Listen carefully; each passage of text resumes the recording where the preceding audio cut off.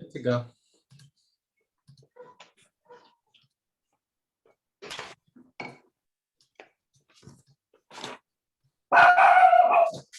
Good to go, Kelly. We're starting.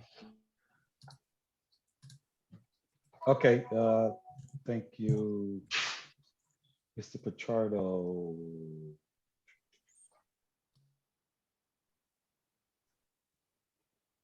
So, okay, welcome everyone to our Monday, May 17th caucus of the Albany Common Council prior to our full council meeting.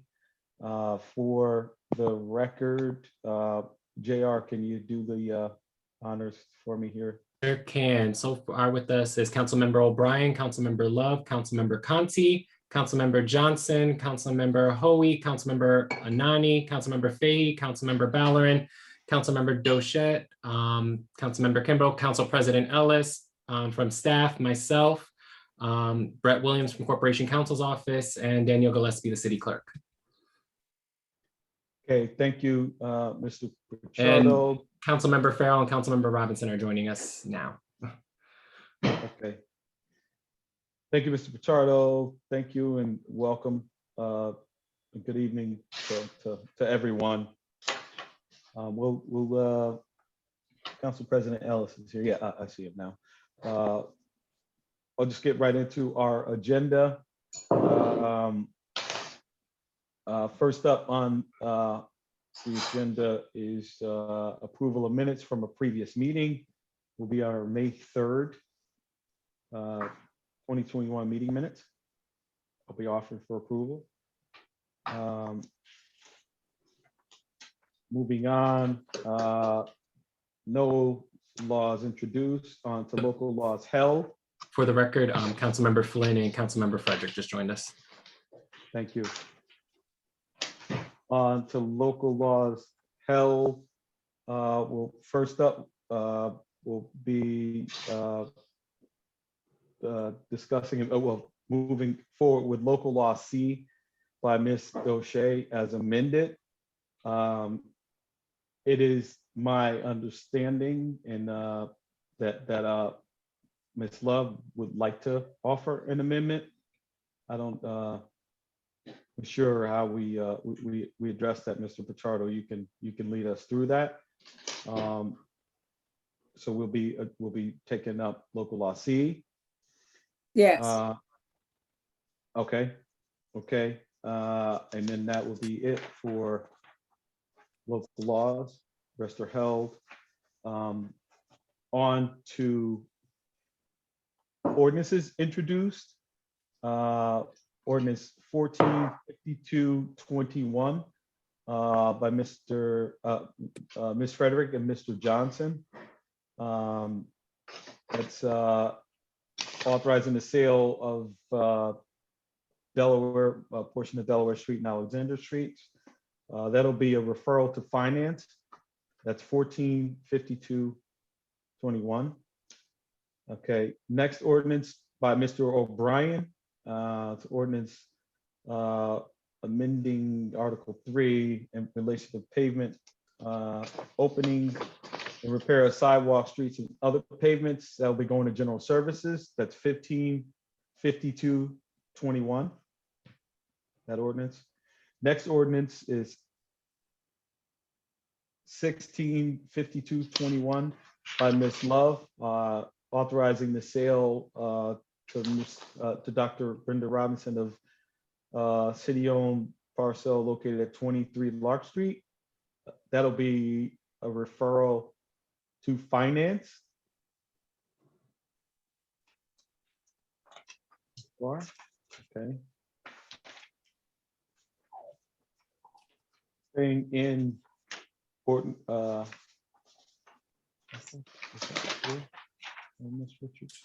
No, okay. All right, on to resolutions introduced. We'll have resolution 465221R by Mr. Conti in relation to the permitted parking system. There'll be a pass. We'll be moving on that. All right, that was 465221R by Mr. Conti, a resolution.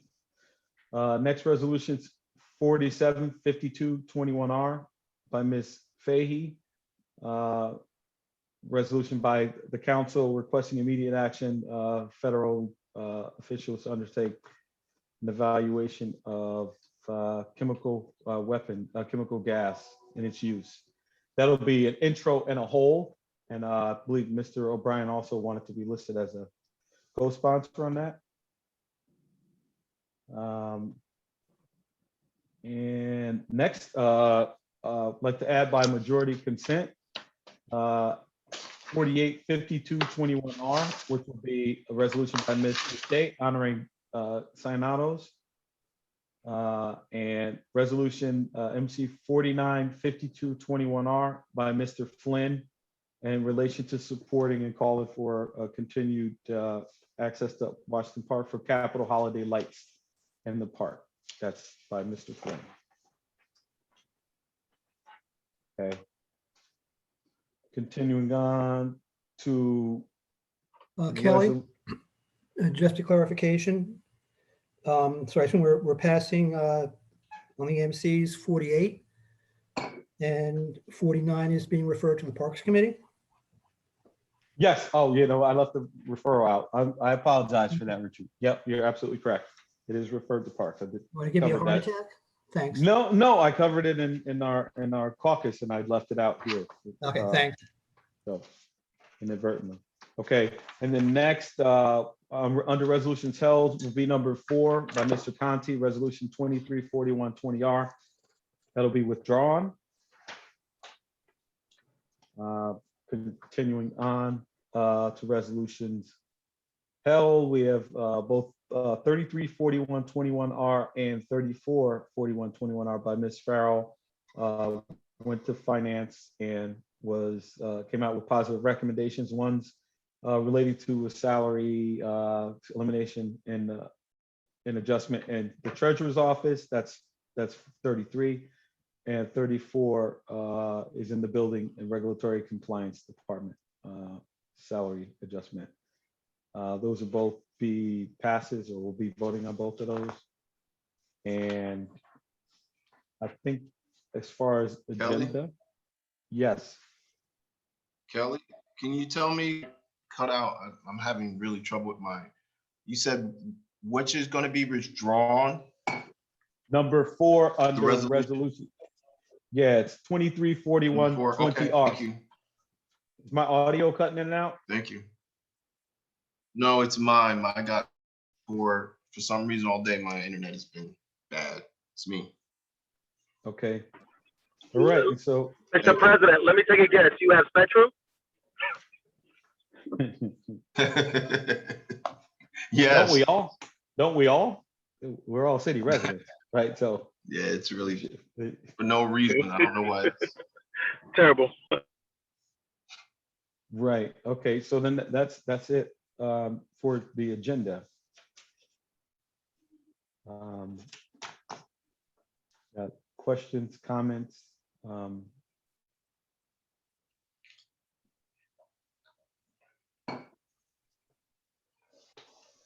Discussion. I guess my question is on local law C.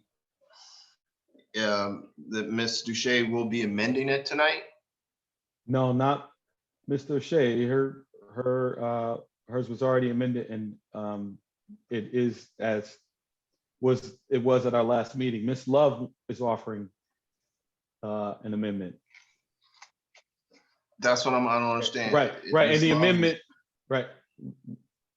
right. She wants to move to amend it to the last version that went out of local law C that we were discussing at our caucus, that version. Okay.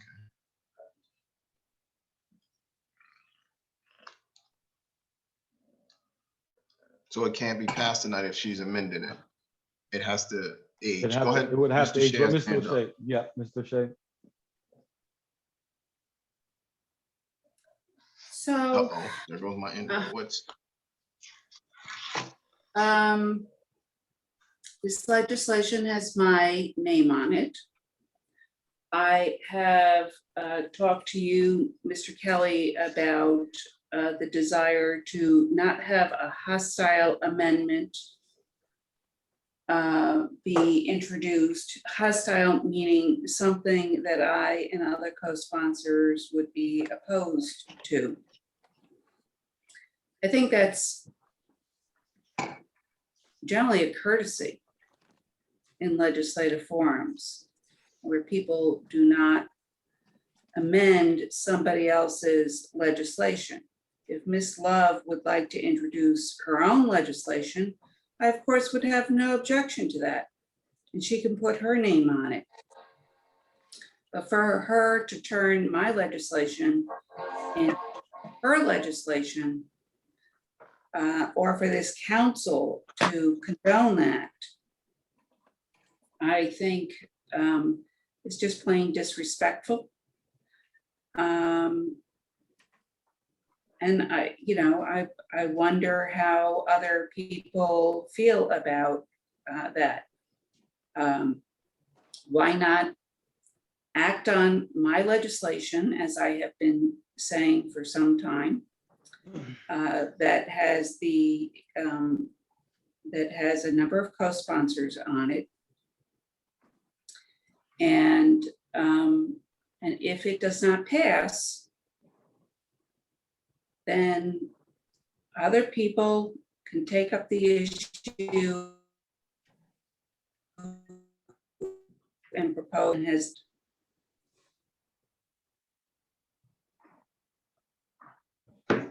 You, I don't know if can it's everyone, Judy can, or if it's can everyone Mike. hear me? Yeah, you cut out, Judy, while you were speaking. Hello? I don't have, I am once again stunned throughout this entire process. It seems like there has been a concerted effort to blindside me as to what is the next move. When are things going to happen? What's going to happen, etc., including having the president pro tem decide that it's not going to be voted on, when my reading of the rules is you don't have the authority to make that determination. So I've been jumping through the hoops, waiting for this legislation to come up for a vote.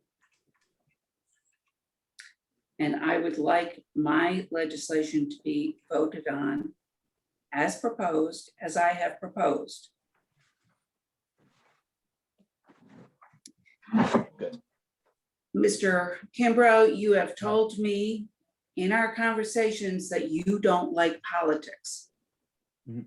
This is politics. I don't, and I don't, but this isn't my doing. This is, I know you, I've made myself clear on how I feel about this. I'm opposed to it, but of course we have to vote. This isn't my making a decision to do this. This was a request. Do I ignore it?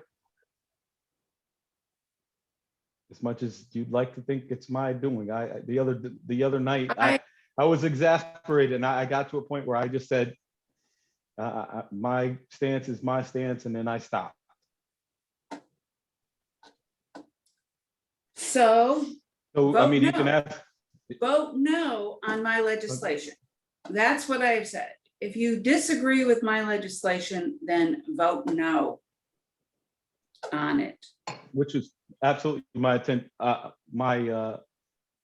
intended to do. But I don't know who was first, Mr. Johnson, and not to cut you off, Ms. O'Shea. Can we let up? You're cutting in and out, Ms. O'Shea. Yeah, I apologize. I'm relying on Verizon Wireless for my iPad at the moment. I will see what I can do about that when there's a break. But I know that the leadership used to encourage people who had an issue with other people's legislation to talk to the sponsors about the legislation. So I'll let other people speak. Thank you. I don't know who was first, Mr. Johnson or Mr. O'Brien. Mr. Johnson, go ahead. Thank you, Mr. Kimbrough. I have to say that I share the disbelief that the councilwoman shares. You know, it's very rare that we get 100%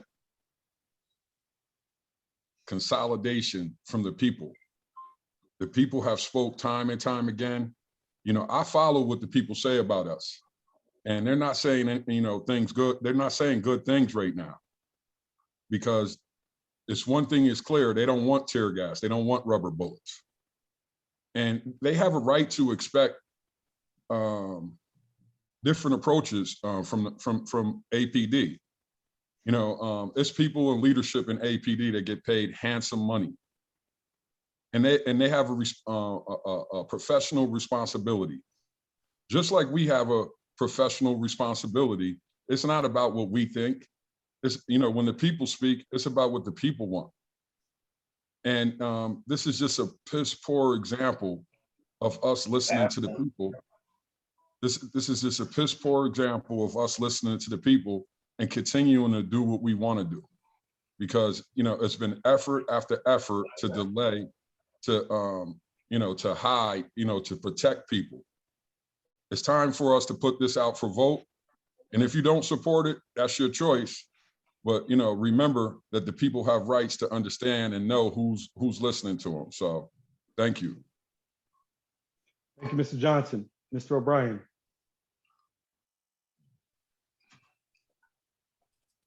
Well, I don't think Kelly's engaging in politics, and I don't think Joyce is either.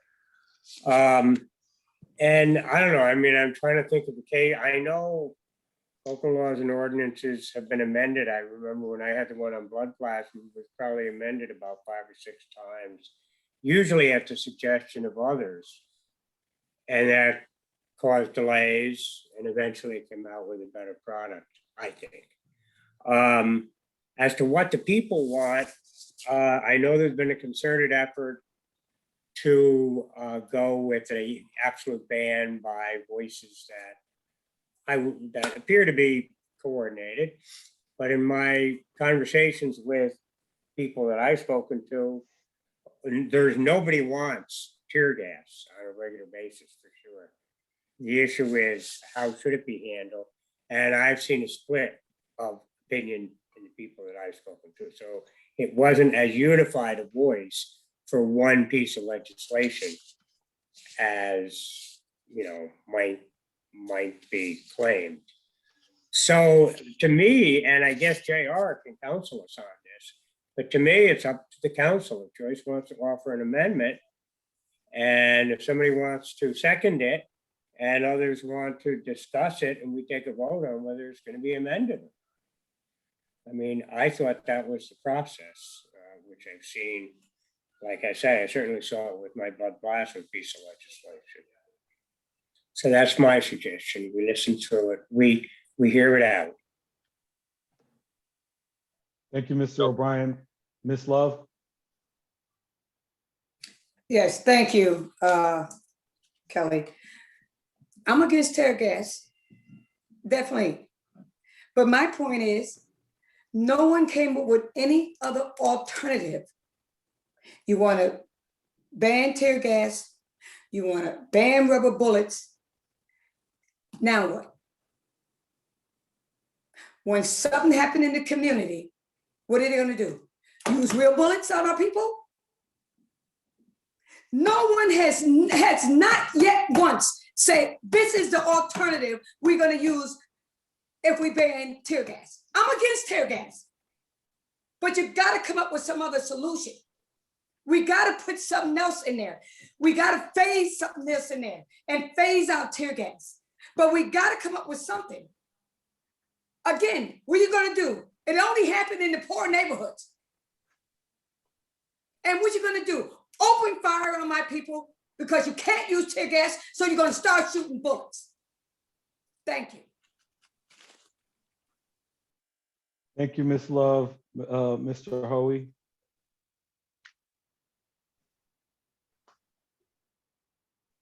Mr. Hoey, you're frozen. I He's think. frozen on my end.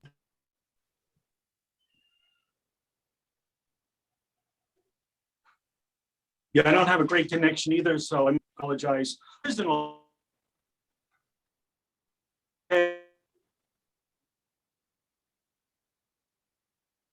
Tom, Mr. Hoey, you're breaking. Under our noses. County have guard. If a ride like what happened last, I'll have to pass.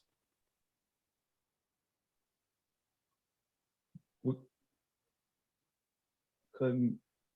Okay, Mr. O'Shea, and we'll go back to Mr. Hoey if he gets a better connection. So I just want to note that the last amendment that I saw from the administration that I believe, I don't know because we haven't been presented with Joyce's amendments, as you know, as an actual amendment to a local law C, which is required, and it's required to be provided to us in writing. You know, pursuant to our rules, but the last amendment doesn't allow tear gas in a wide variety of situations. So with regard to Ms. Love's comment, what are they going to do? What are they going to do when there's a protest and people are exercising their First Amendment rights? What are they going to do if it happens in a residential area and there's not a need to protect life, as that, whatever that term means in your legislation, in that legislation. So you are still creating a situation in which the question needs to be asked, what will they do then? What will they do then if they're not going to use tear gas in those situations? So with regard to the concern you have raised, that is not being addressed fully by the proposal that, as I understand it, that you plan to put forward.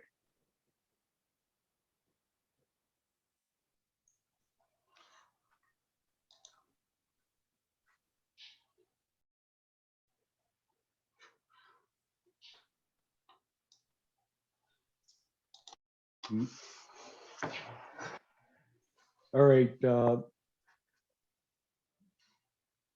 you trying Mel to has her get hand on, up. Miss? Is she talking? Oh, and no, for me, I'm, Oh, okay, yep, go ahead.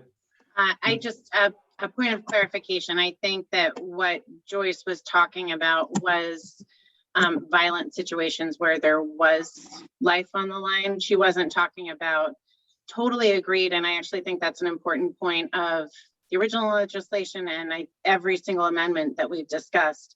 If people are protesting their First Amendment right, if they are peacefully protesting, there absolutely should not be tear gas used. The only way that it should be used is in a situation where where people's lives are at risk. I think that was what Joyce is talking about, and I certainly hope that our officers would never, ever, ever use guns in a situation where someone's life is not on the line. And I think that that's an important clarification too, that I don't think anyone is saying that that should even be a possibility ever.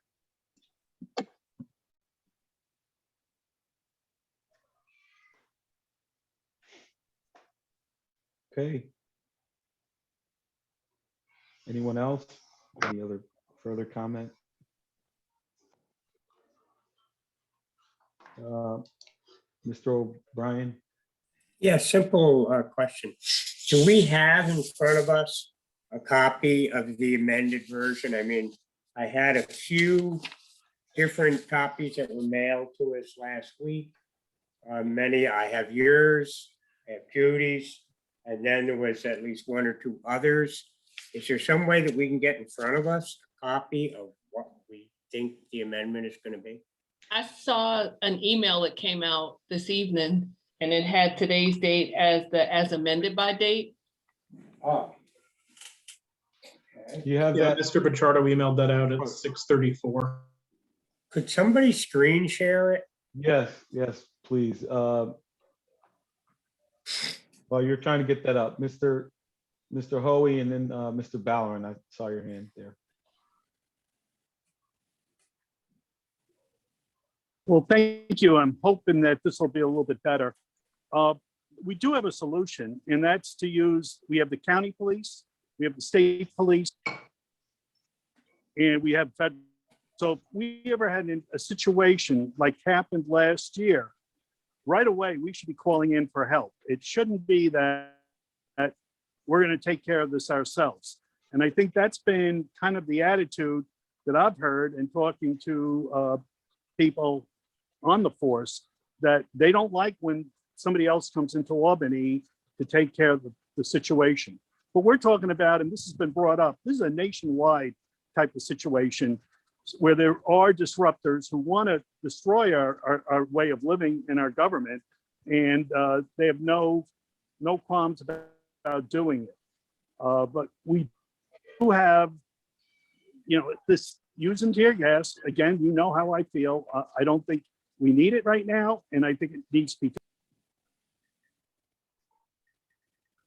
Thank you, Mr. Hoey. Mr. Ballerin? Do you want me to screen share and pull it up? Yeah, yes, please, absolutely.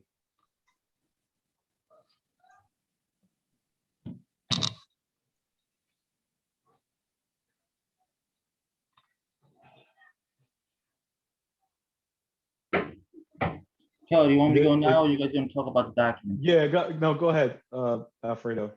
Okay, sounds good. Thank you. I have been, since the first meeting, I put out my two amendments that I thought were important to be added to that. I am appreciative that one of the two was added. And I'm also very respectful of all of those from both sides of this issue who called me and shared their stories and their position on this.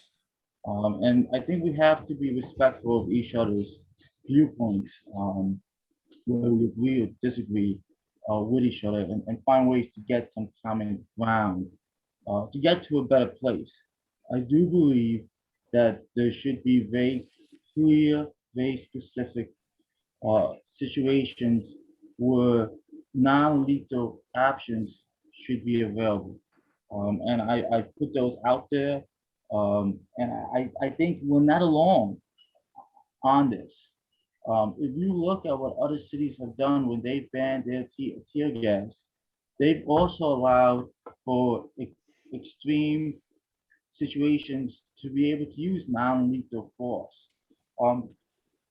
Berkeley in their legislation allows when there's imminent threat to harm. San Francisco allows when there is an officer and another person's life being at risk.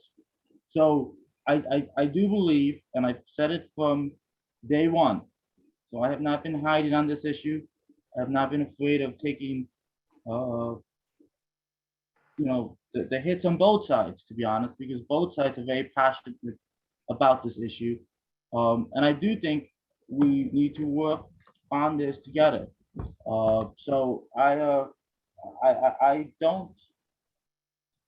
wish we would have had this conversation more on Wednesday, where there was more an opportunity to try to get some common ground. And I understand it was a very long meeting and we had other issues that came up before this, but I wish we would have taken or would created an environment to be able to have this dialogue and a back and forth, looking at each amendment, seeing what people felt comfortable with and what people didn't feel comfortable with. Many of these amendments, you know, I know people have concerns with, but we need to have actual conversation about the documents and what is it that will be on the final piece.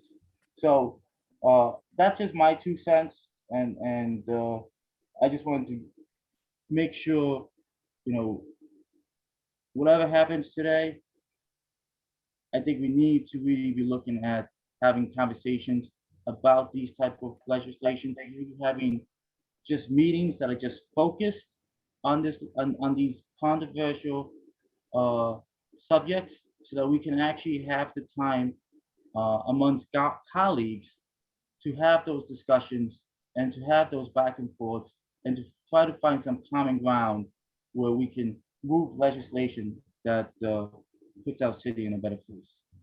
Thank you.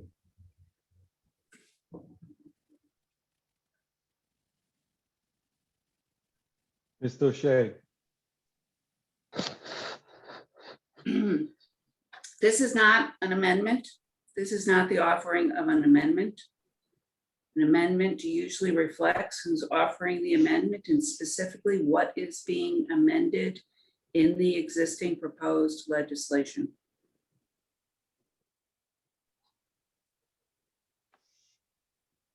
Okay, so you're saying it's not. This is not my legislation. This is not, you know, it says that I've introduced the following. It's as amended as of today. It needs to reflect that Ms. Love is proposing an amendment to proposed local law C, and then specifically, what are her amendments? Okay, thank you, Mr. O'Shea. And that needs to be presented in writing to all the council members. If we were in chambers, it would have to be on our desks before we vote. Okay, It's the thank rule. you. You know, it's our rules, and I know that we're not paying much attention to rules. Thank you, Ms. O'Shea. Ms. Fahey, but then I'd also like to hear from Mr. Pichardo or Mr. Williams on this before Mr. O'Brien.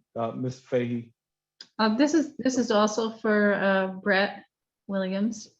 Brett, are there any changes in this document from the last version that we saw last week? Because it does have the new date on it. Yeah, the new date should be the only change that's been made since last week. Okay, thank you. So then you can't offer this up as an amendment then. I'm sorry, what was that? I mean, Mr. Pichardo, then they can't offer this up as an amendment. It's a legal question. I didn't understand the question. Can this document be offered up as an amendment? They can. Considering the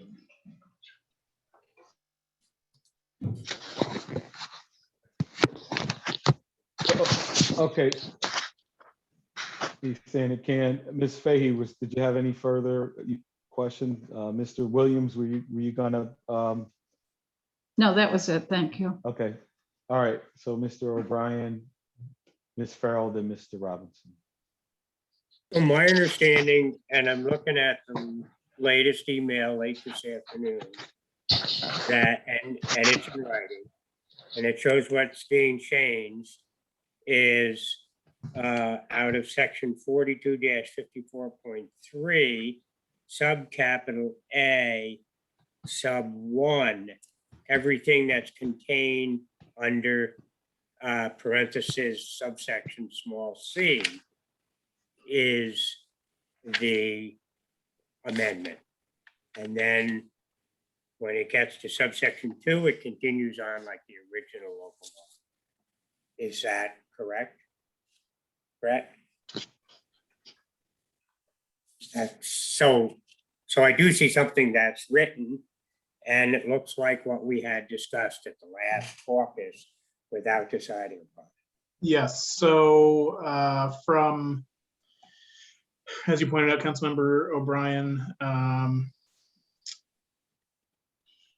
subparagraph, I think that would be C, which begins circumstances in which the chief of police or deputy chief of police is on site of the situation. That that is amended beyond Councilmember Dochette's original version. So that's an addition. I believe subparagraph B, I think, was the original amendment that Councilmember Ballerin had offered back at the beginning of April. So subparagraph C would be a new amendment, as would subparagraph D.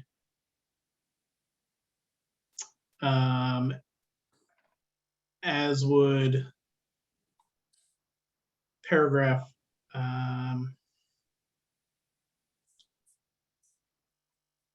bear with me 1 second while I remember.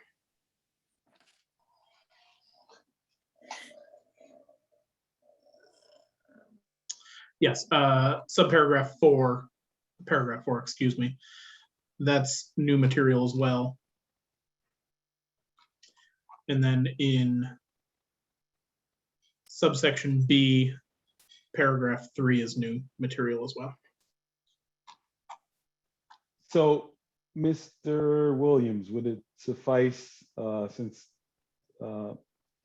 Ms. Doche mentioned that this hasn't, it has her name on it and has been changed, shouldn't it be Mrs. Love's name at the top offering this? Wouldn't that satisfy what we're trying to, or what? Mr. Pichardo, I will admit, has a little more expertise in the details of parliamentary procedure than I do.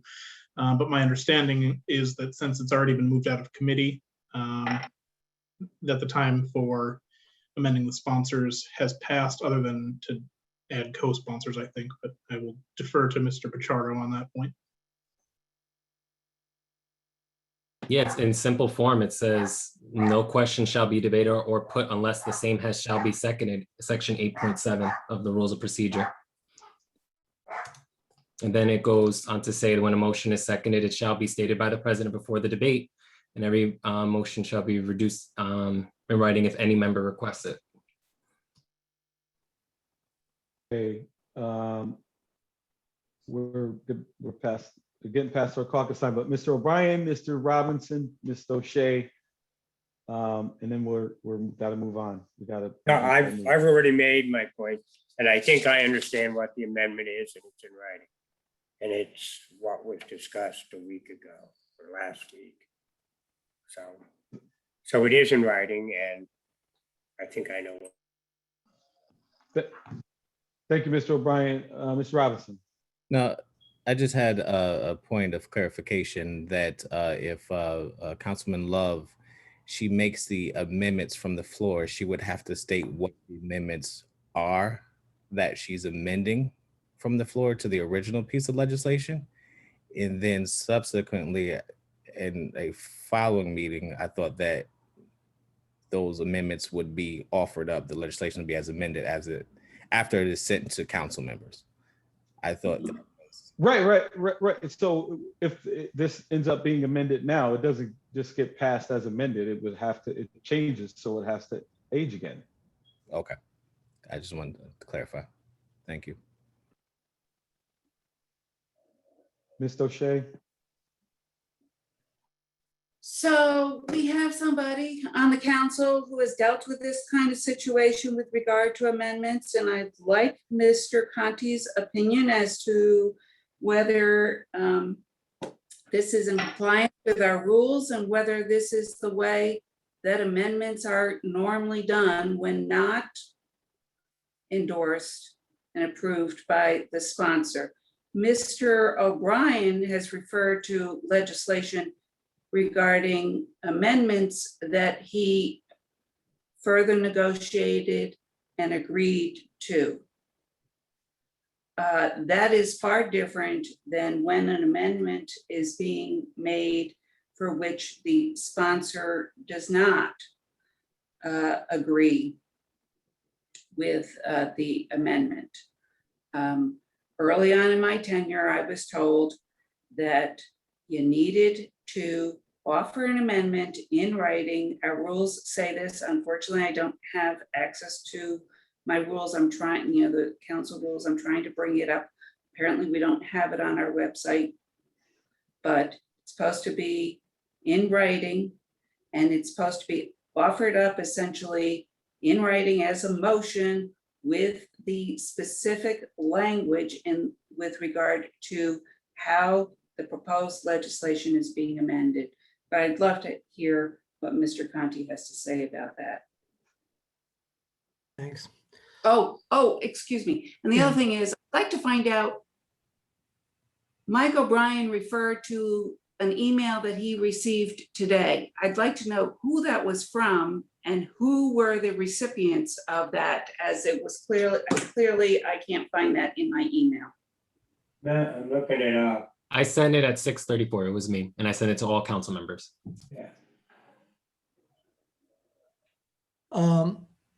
Just a couple of observations then. First of all, our rules are on the website, on our council page, so you can find them there. The rules, and we have had issues in the past where amendments were offered on the floor. The amendments to Mr. O'Brien's blood plasma ordinance are not the same because they were done by him based on conversation. But there have been some times in the past where amendments were offered on the floor. I remember Mr. Crasher doing that to me once on a piece of legislation I had. Not often, it's rare. We tend to work our issues out, through consensus and conversation. The rules say, and the rules and procedure, and I think Mr. Pichardo recited them. So what I believe Ms. Love would do would be move to amend local law C as follows, based on what has been sent out, and she can waive a reading of the amendment. The rules simply say that it will be provided in writing, whether or not,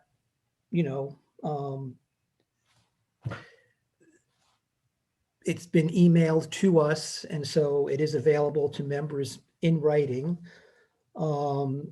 And then the other part, in terms of the format, it's more the motion that Ms. Love verbally makes and the document that's been submitted than what writing might be on the document. And the minutes would reflect that Ms. Love moved to amend local law C as follows, and then the text of the amendment would be provided. That's my observation in terms of, how it would work and et cetera. But not making any comments on procedure or what people want to do one way or the other. Thank you, Mr. Conti. All right, so Mr. Johnson, and then we have to get into our meeting. I'm just gonna say what, hasn't been said. We're in cover-up mode full time here. And we keep on, like, for us to get something at 6:34, and that's okay.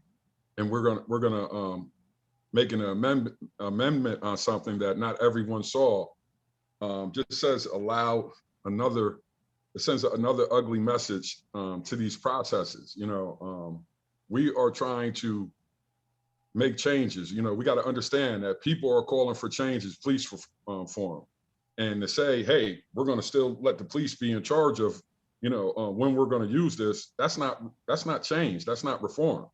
you know, I heard it said, you know, why don't they put it on the corner office? And nobody jumped on that. So, you know, it's a lot of protecting going on right here. And, you know, this is the part where, you know, people have to pay their mortgage dues. So, you know, it's a sad example of us listening to the people. Thank you. Thank you, Mr. Johnson. Just finishing up. This is the same document that was sent out before caucus last week. It was the topic of our discussion at caucus last week. No changes. It's the same thing. So it's not being sprung on people at the last minute. People just need to read stuff that they get. So with that, I'll turn it over to you, Mr. Igo. Yes. We're heading into our meeting now. Okay. All I know is that this was brought up at caucus last week, and out of frustration, I believe Judy and you both said, look, if anybody wants to hand up an amendment, let them do it. And this is what's happened. Right. Just to make it clear, this isn't my thing. I have never suggested people amend my legislation contrary to what my opinion is regarding what should be put up for a vote. Well, that's clear. And neither did I. And neither did I. So I just want to say neither did Derek Johnson. Thank you, Mr. President. Now we will start tonight's May 17th, 2021 Albany Council meeting. Can the clerk please call the roll? Yes, Mr. President, if all members can unmute themselves so that they're able to respond to their names. Anani. Present. Valorem. Here. Conti. Here. Doshette. Here. Fahey. Here. Farrell. Here. Flynn. Here. Frederick. Here. Hoey. Here and present. Igo. Here. Johnson. Here. Kimbrough. Here. Love. Here. O'Brien. Here. Robinson. Present. 15 members present, no one is absent.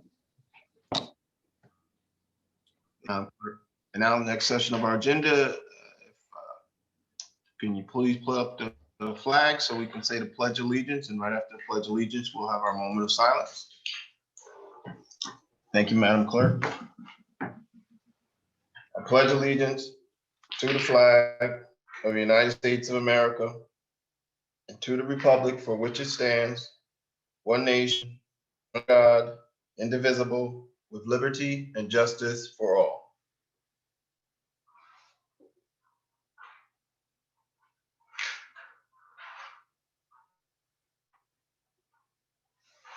Thank you.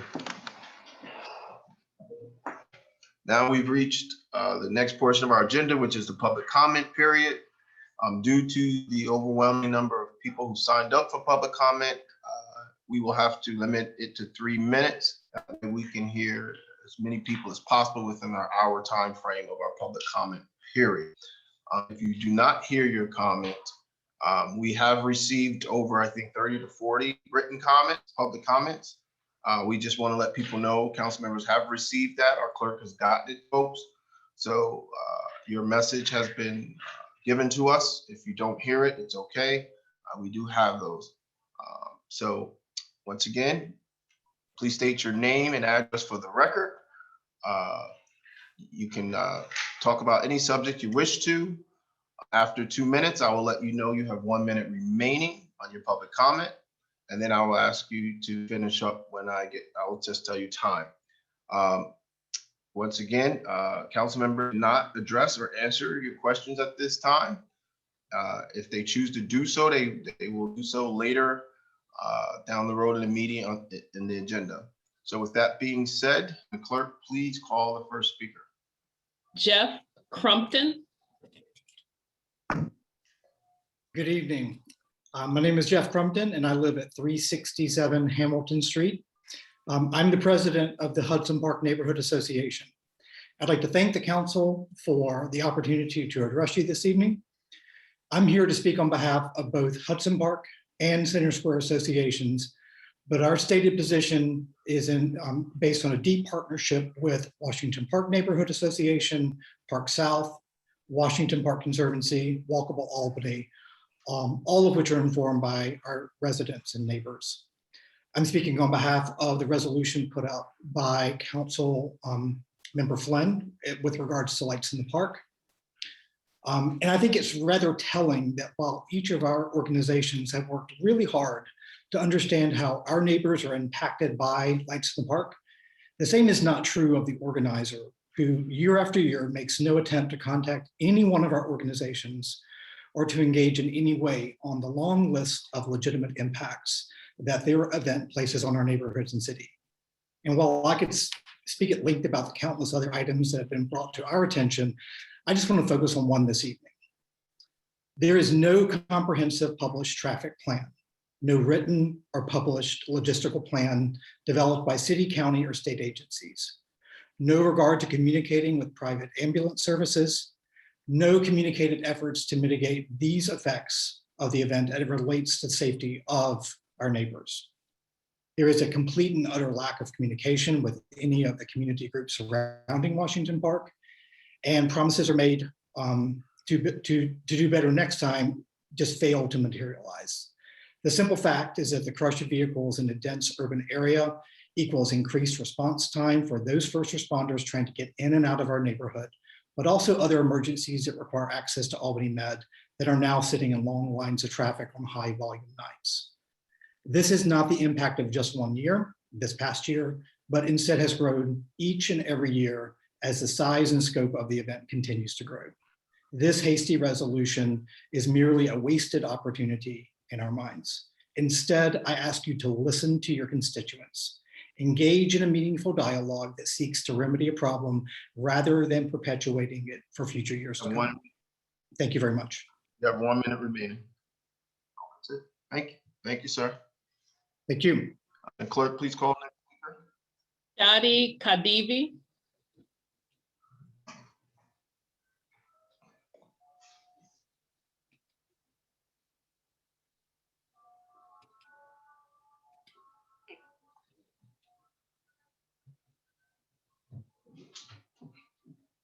Can we move on to the next Hi. speaker? No, I'm here. Hi, it just took me a sec. I'm on a phone line and a screen. Sorry about that. Can you hear me now? Yes. Yes. Can you state your name and Yeah, address okay. for the record, please?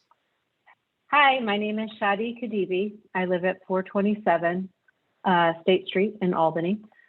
I am here representing the Washington Park Neighborhood Association. I am the current president of the organization. I am here to speak on behalf of the resolution that has been introduced by Common Council Member Flynn regarding lights in the park. I'm just going to read a brief statement. It'll be much easier for me. So Washington Park, in line with Center Square Association, Hudson Park, Park South, and Washington Park Conservancy, along with Albany, Walkable Albany, have been discussing the Capitol lights in the park. We believe that this event has outgrown Washington Park. As a group, we've been working very closely with various members of our constituents to hear and understand their concerns. We're concerned about the nights where there's excessive traffic, which basically puts a halt on any emergency vehicles. And in addition, the direct impacts of our community members. The C-Click Fix reports had incidents of residents struggling to get to work on time because of traffic. In addition, there have been children that have been stuck in traffic with their parents for more than 2 hours, and reports of incidences that them actually using the bathroom in the car because they couldn't get to their residence. We saw Twitter reports from Walkable Albany and addressing firsthand concerns of cars running into his stroller with his child. So Washington Park is a public park. It celebrates inclusiveness with access to the park. The park is centrally located and easily accessible from surrounding neighborhoods. The event itself that begins to take shape in early October as the ground begins to freeze and the displays come down around January 16th. This is about 1/4 of the year. in a public park. We question if immediate residents in downtown Albany pay the fees to enter we basically question if residents in the neighborhood pay for this fee at $25 a pop. The cost of admission is $25 per car. All right. We're concerned about emergency vehicles, just as Hudson Park, Jeff Crumpton addressed. And Washington Park is a historic park in the middle of Albany, surrounded by narrow one-way streets. It's celebrating 150 years of existence. We believe that this event has outgrown the park. When the event initially initiated in 1996, it started with 30 to 40 structures, and now they're over 150. While many people have nostalgic feelings associated with the historic park, particularly to this season, it's important to prioritize the various communities that are negatively impacted by increased traffic, lack of inclusivity, and safety. We request that you listen to the residents directly impacted by this event. Thank you for your time. Thank you.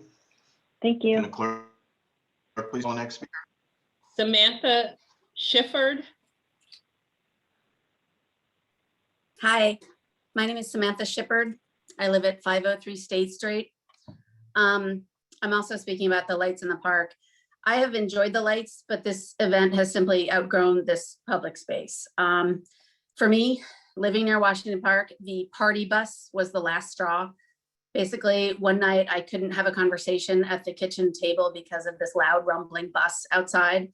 And I learned that event organizers had told this bus that they can park on a residential side street adjacent to the park and set up shop. So they did. They put out a sign and lights, and they were getting people to come through, and they were gonna group after group tour these people through the lights in a residential neighborhood. And it just was so loud, and it was gonna go on for 6 weeks. And that's just not okay in a residential neighborhood. And that was not even in the park. That's what kills me. It's not just on this narrow residential side street, and there's just no concern for that. And it really shows how this event has just grown over time, just completely unchecked by the city. And I want to address something to people who might say, well, what do you expect living near Washington Park? And what I would expect is that when I moved here almost 20 years ago, this event did not look like it did recently. It was much smaller, and it's grown bigger and bigger. And now it takes up so much of the park. It takes up so much of the roads. And again, it's for such a long duration. It's not like one weekend like Tulip Fest. It's a big, long slog. And it's just impossible to live with. And the cars and the traffic that people have already alluded to, I've got to wonder if with climate change, if this kind of event makes sense. Why is our city even endorsing this kind of event? This thing in this scale does not exist in a residential neighborhood anywhere else, or even in an urban center to have this car-centric event. And there's good reason for that. This event really impacts the park. For me, it takes away green play space in a neighborhood where a lot of people don't have green play space. I don't know if you've been to the playground in November, but there's a giant structure on it. And this is at a time where there's peak usership for the park. People are really trying to see the beauty of the park before the cold, dark days of winter. And there's this thing with extension cords and electrical boxes and deep ruts filled with water from heavy machinery going over them. And that brings me to another point, is that, the event is about 6 weeks, but the setup and the takedown are much longer. To install these lights, you've got work crews, you've got golf carts, you've got lifts, you've got containers, you've got tractor trailers, you've got that incessant beeping noise for days on end while these guys are working in the park. Again, stringing electricity hither and yon. It's just really gotten out of control, and it doesn't belong in a public park. For me personally, the really horrible thing is the harassment that I have experienced while walking through a public park. And me, I'm just trying to get to Stewart's, but other people use the park to get to and from work, either on foot, on the bike, in their car. And they should be able to do that. And again, we're not talking a minor inconvenience. We're talking a long haul here. I really don't understand why the council would even take up a resolution. Do you normally consider a resolution for one event, for one organization? That does not make any sense to me. I would urge you Ms. to, Shippert, thank you so much. okay, thank you. Ms. Shippert, thank you so much. We don't want to mute you, but we will have to. After I ask twice, the third time I'll have to mute you. But thank you for your comment. Can the clerk please call the next speaker? Lily Mercliano Easton. Hi, my name is Lily Mercliano Easton, and I live at 20 Wilbur Street, 12202. Thank you for this opportunity to speak tonight as a mother whose 3 children, ages 6, 3, and 8 months old at the time, were exposed to tear gas by the APD last year while sleeping in their own beds at home. My request to you tonight is that you take every action possible to prevent any Albany parent from ever needing to share again with this group about tear gas exposure and children. I didn't know that the alarming smell that woke us up in the middle of the night was tear gas. It was completely silent outside. This was on the first night that the cops used it. And after checking to the house, we went back to sleep. It's possible that by using expired tear gas, as APD did, that the gas dispersed more slowly, delaying the time it took to enter our bedroom and cover everything and everyone inside. The next day, our 6-year-old daughter, who slept in the room with 2 windows on the street, experienced burning in her chest, a sore throat, body aches, and fatigue. Her response was surely made worse by the fact that she continued to sleep through the night on her sheets after the tear gas had entered her bedroom, where all the windows were wide open on such a hot night. We didn't know to move her because we never knew that the tear gas was administered. While caring for my daughter that day, I called our pediatrician for help. He was unable to be here tonight, but he submitted the following comment for me to read to you. This is from Dr. Michael Morin of Capital Care Pediatrics, Albany. As a practicing pediatrician in the Capital District, I did not expect to receive urgent parent telephone calls because their children were exposed to tear gas. I have now counseled 2 families about how to help their children deal with tear gas exposure in Albany. I am very concerned that children can be exposed to tear gas in the family home, and I am not alone. In November 2018, the American Academy of Pediatrics published a statement about exposure of children to tear gas at the US-Mexican border. I will quote the statement. Children are uniquely vulnerable to the physiologic effects of chemical agents due to their smaller size and limited cardiovascular response. Compared with an adult, a child's smaller size and more frequent breaths magnifies the harm of toxic agents such as tear gas. Just as important as the acute physical dangers, an exposure to tear gas in a child's home threatens the core need to feel safe. Childhood adverse events can have unpredictable long-term effects. A child living in the Capital District and anywhere else should not be exposed to tear gas. That's Michael P. Morin, MD, FAAP, Capital Care Pediatrics. Thank you for listening, and please do everything you can tonight. Thank you. The clerk, please call the next speaker. Dora Fisher.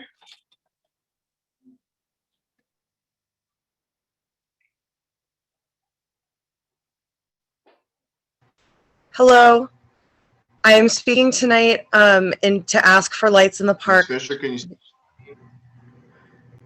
you state your name and address for the record, Ms. Fisher? Thank you. Hi, my name is Dora Fisher. I live at 91 Dove Street. I'm speaking to ask for lights in the park to be moved. The damage to our historic park, the traffic blockage that damaged small businesses rather than benefited them, and all the many other reasons voiced by speakers before me. I also find myself wondering about the beneficiary of lights in the park. I believe we have a right to know more about the financials, the programming, and the outcomes. How many children are served? What are the demographics of the children served? What are the demonstrated outcomes of the programs, and how is the money spent? Do they transport kids in? Lights in the park clearly comes at a huge cost to our community, so I would like to know more about the return on the investment. In my understanding of nonprofit community work, pretty much every entity has to report out their outcomes, their demographics, and their return on the investment to the community. I've been unable to find this information, and it should not be taken as a fact that the Police Athletic League programming is necessarily good for the community. I would like to address another aspect of Police Athletic League. While I understand it's not run by the Albany Police Department, it is run by former police, and it was developed based on a traditional model of policing and community relations that is not aligned with our current moment. I understand the mayor takes police reform and the perspective of people of color on policing very seriously. And to that end, I think it's important that we look at the value of the beneficiary of lights in the park through that lens. Lights in the park should be moved. Thank you. Thank you. Can the clerk please call the next speaker? Betsy Marcagliano is next, Mr. President.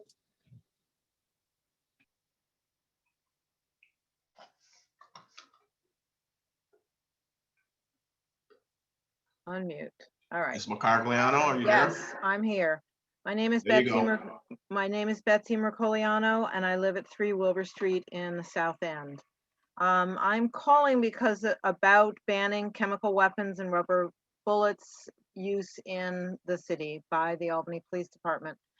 Specifically, as a healthcare provider, I'm very, very concerned that there has been very little healthcare testimony relating to the concerns about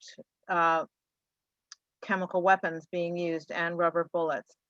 I was directly affected by the random and intimidatory use of tear gas last May as a mother, as a grandmother of 3 who you just heard about, and their parents who were all affected last May. I am going to add into the record a statement from a Dr. David Carpenter, who's a doctor from the director of the Institute of Health and Environment at SUNY.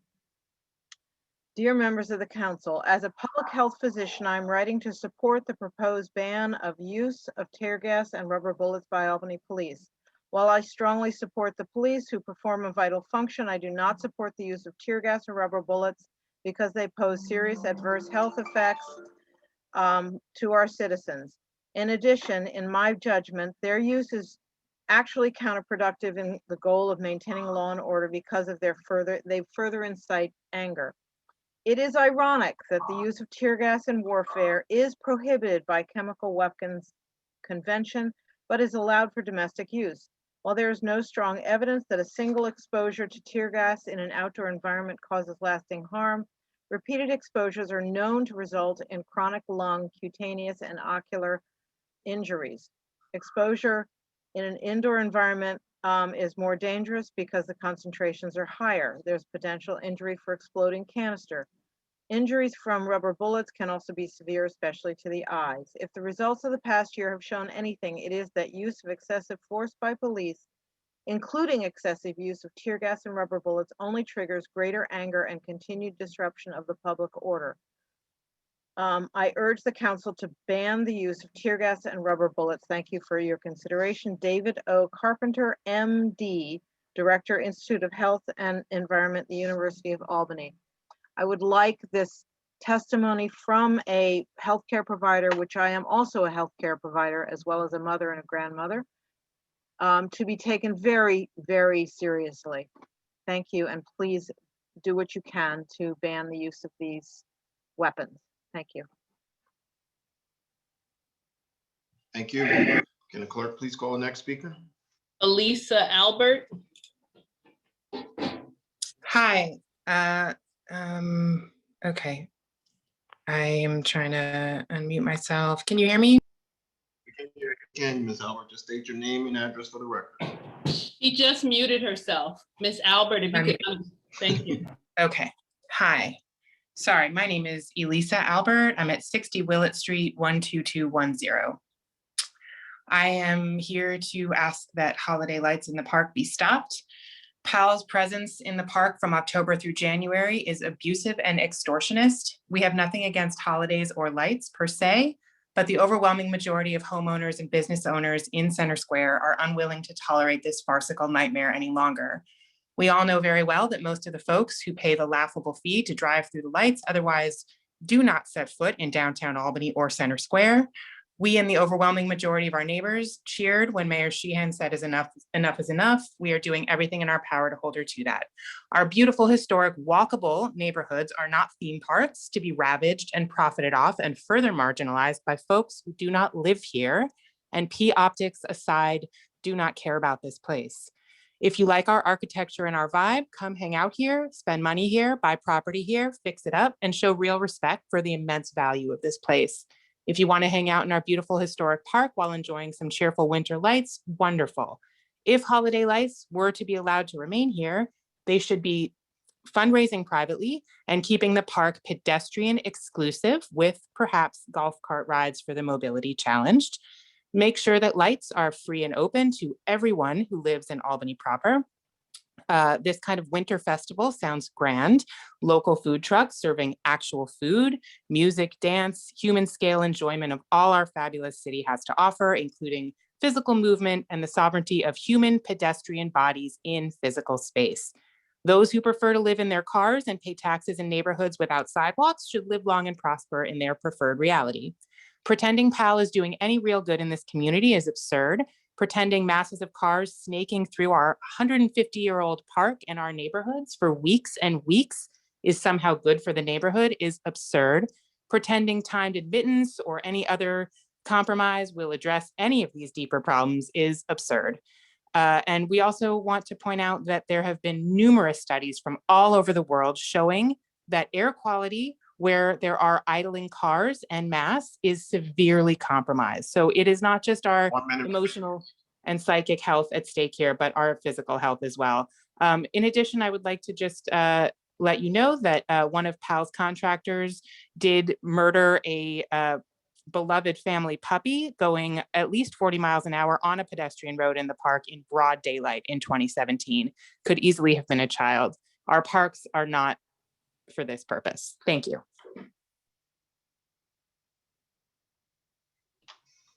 Can the clerk please call the next speaker? Jennifer Lang.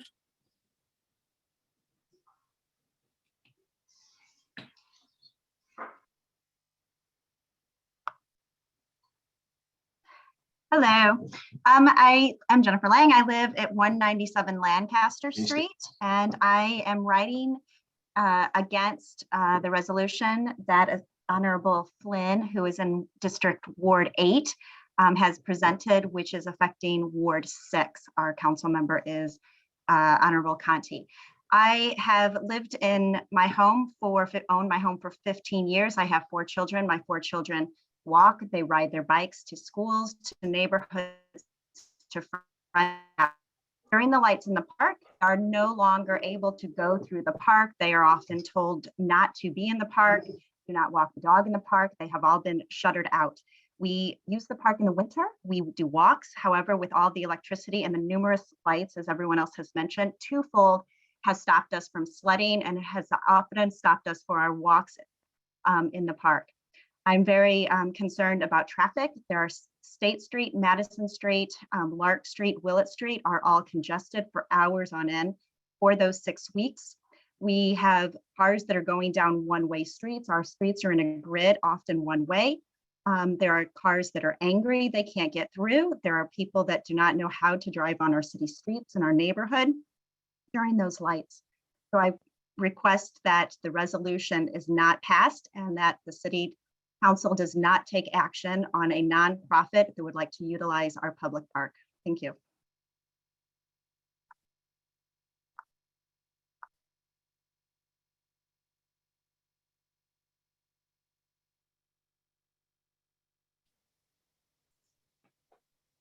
Mr. President.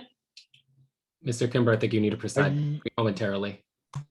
Yes, can everyone hear me? Yes. Okay, yeah, we'll continue with the public comment. The president had some internet issues and we'll be back on shortly. So can you call the next speaker? Anita Thayer. Good evening. My name is Anita Thayer. I live at 196 Mount Hope Drive in the south end of Albany. I'm speaking tonight again about on behalf of Local Law C. I appreciate Judy Dochette and the rest of the sponsors for persevering and standing by their principles. I hope we see a vote on the actual Local Law C with only the initial amendment. I'm appalled by the procedural shenanigans that we've witnessed tonight. It seems that the public was not allowed to know that other amendments are being considered, and so I think that's a black mark against the council.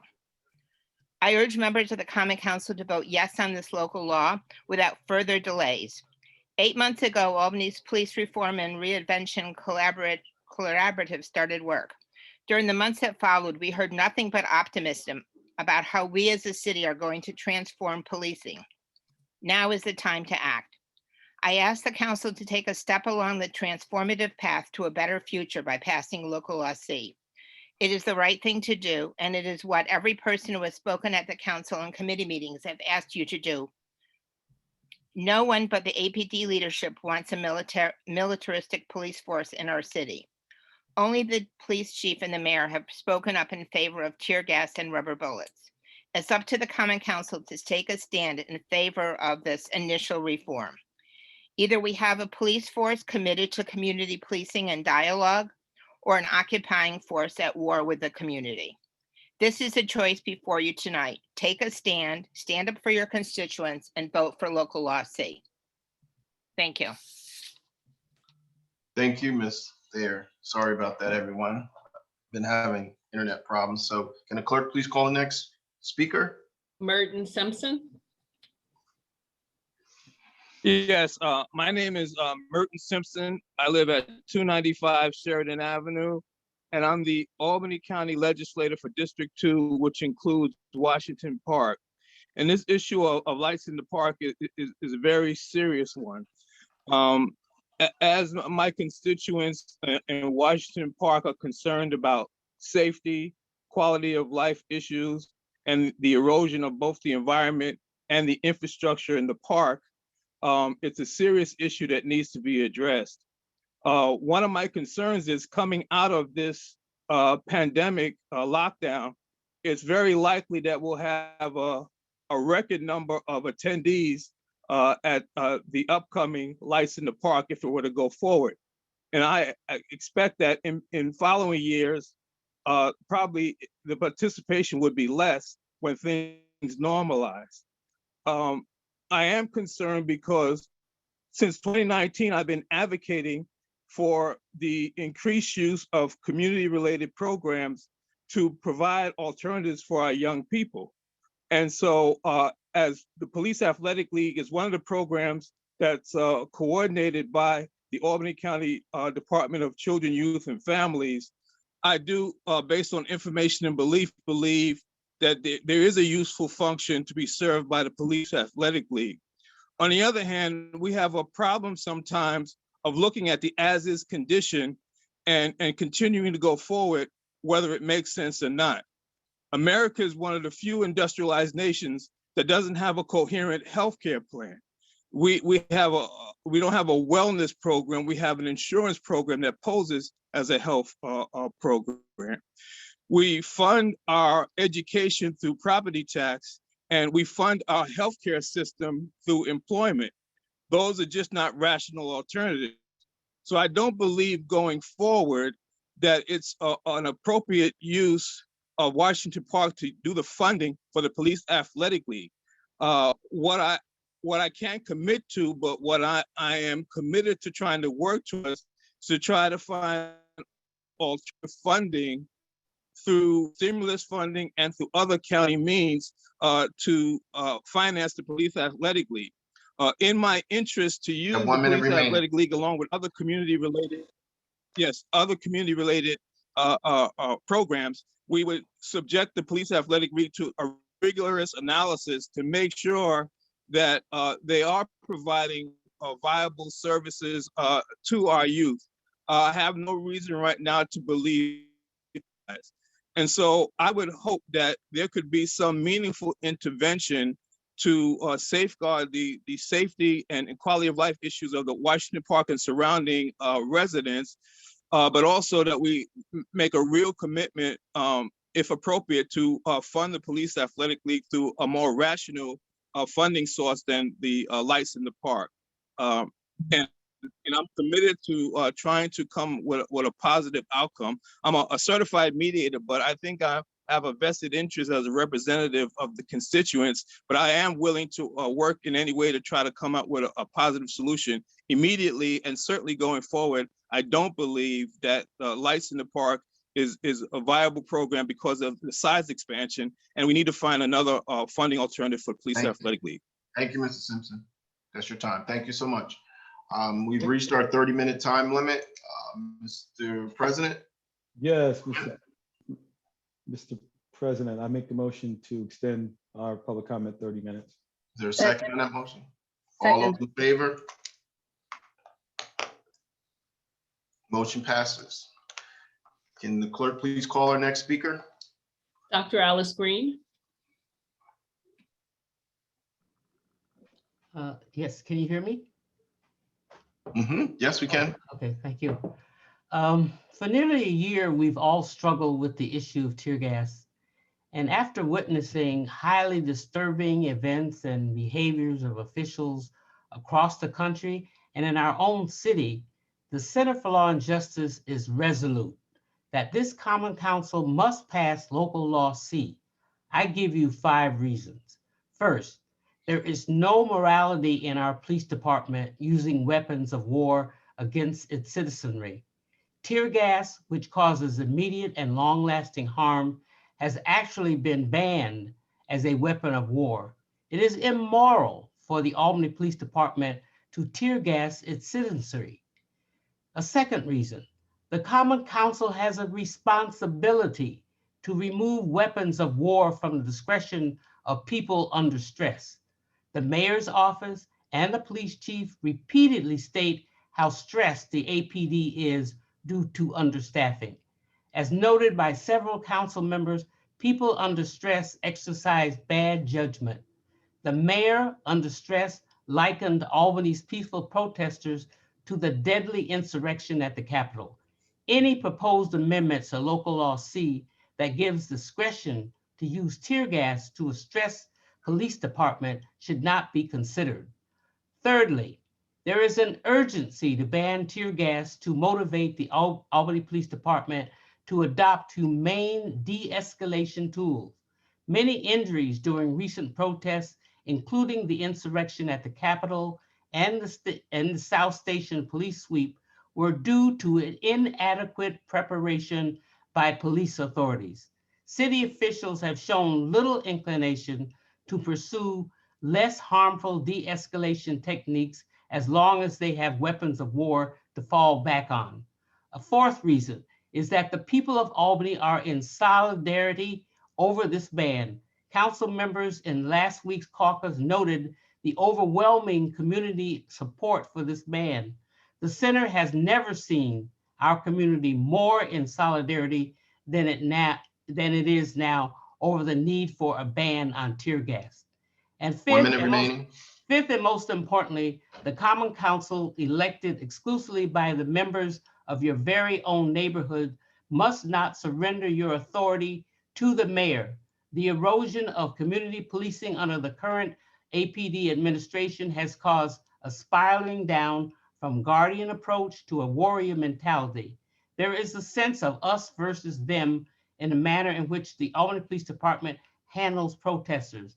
The mayor has steadfastly rejected requests for a meeting made by Albany protesters, people of our city, your constituents. The mayor will not hear the people, so it is up to you to speak for them. If you vote against proposed Local Law C because you anticipate the mayor will veto it, you will surrender the council's authority to the mayor. In so doing, you will surrender the power of Albany's people, your constituents, to the mayor. The mayor did not appoint you. Your people elected you to represent them. So instead of contemplating how to use weapons of war against our fellow citizens, we should direct our attention to fostering public safety through renewed community trust in those charged with protecting them, including the Common Council. So I implore you, as duly elected representatives of the people of Albany, to ban the use of tear gas against the very people who sent you here. There can be no giving in. Do that which you were sent here to do. You must ban the use of tear gas. And I hope you will do it tonight. Thank you. Thank you, Ms. Green. Dr. Green. Can the clerk please call the next speaker? Gabriela Romero. Hi, everyone. My name is Gabriela Romero, and I live at 490 Madison Ave. I'm going to speak about lights in the park, but if I have time, I'd also like to speak about the tear gas ban as well. As someone who was born and raised in the city of Albany and has lived around Washington Park for the past 5 years, I'm here tonight to state that lights in the park must be taken out of Washington Park. And I really want to start by saying that I adore Christmas frivolity and the silliness of Christmas cheer. And I admittedly used to beg my parents to attend this event when I was a child. But now as an adult living around Washington Park and as a candidate for the 6th Ward Common Council spot, I've had the opportunity to speak with tons of friends and neighbors and people that were affected by this event. And most of us can agree that Lights in the Park has outgrown the space and has become a hindrance for so many people that want to enjoy this free, beautiful public space.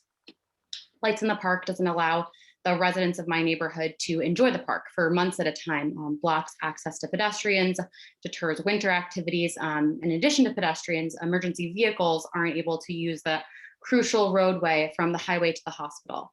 And another overlooked negative aspect of Lights in the Park is the organizers' use of jail labor for installation and upkeep.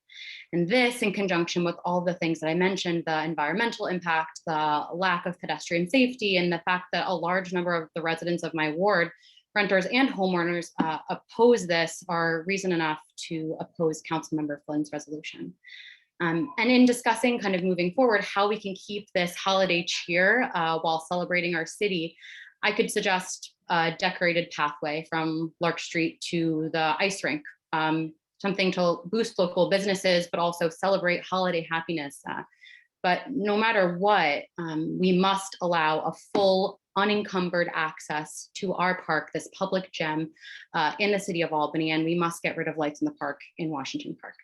And I think I have a little bit more time, so I'd like to— 1 minute remaining. Okay, all right. I'd like to support my my support of local law C without any amendments, and I've spoken out about this issue before, but I just want to continue my unwavering support of this local law, and by supporting any carve-outs or amendments, it's kind of antithetical to the movement that's going right now, which is against police brutality and supporting more transparency in the police department. Tear gas by its nature is uncontrollable and it will affect innocent people, so we must ban it in all situations, and to not do so invites and encourages discriminate police violence. So thank you. Thank you. Can the clerk please call the next speaker? Catherine Mules.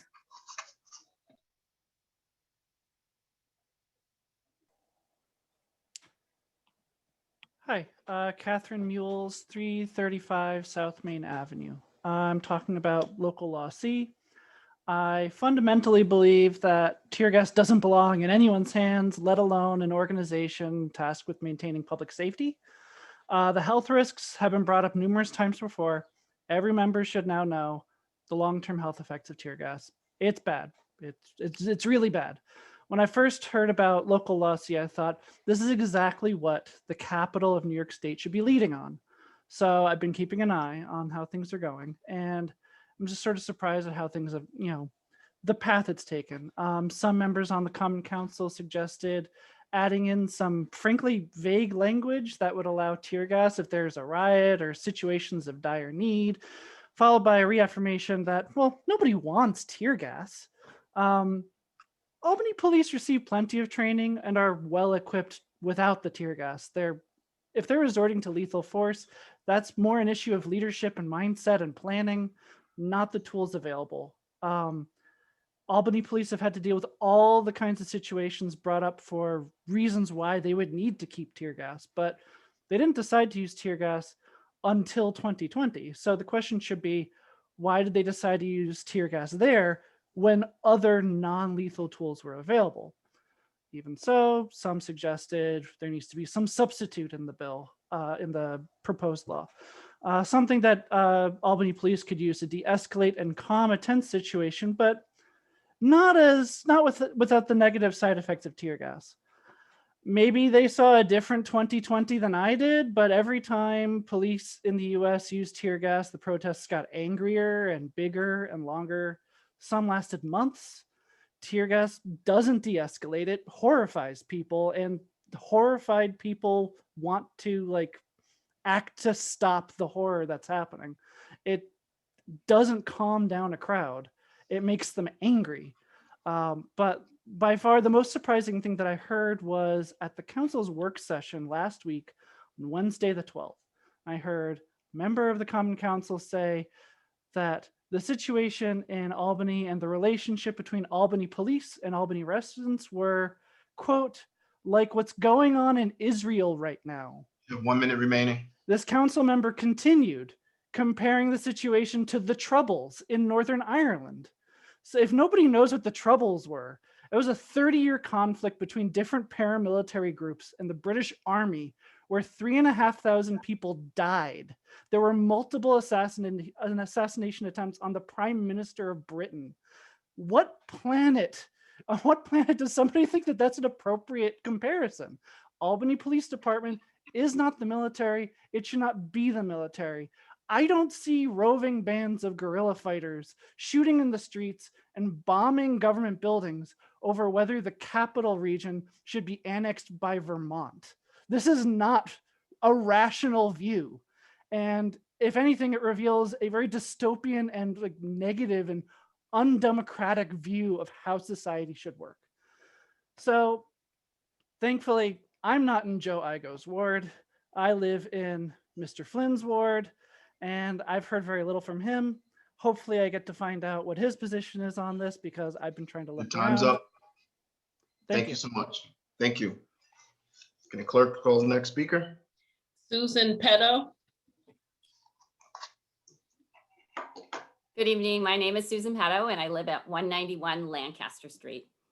Thank you for this opportunity to comment on Resolution 495221, which asks the council to encourage Capitol holiday lights in the park to remain in Washington Park.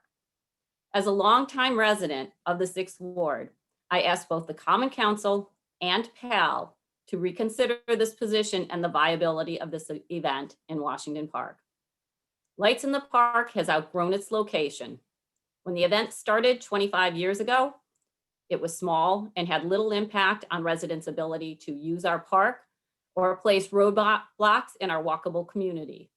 Traffic did not overwhelm our streets or the routes of emergency vehicles, and some visitors even enjoyed Lark Street restaurants and shops before or after their tour. But over the years, this event has taken over the landscape, preventing many outdoor activities in Washington Park during several winter months.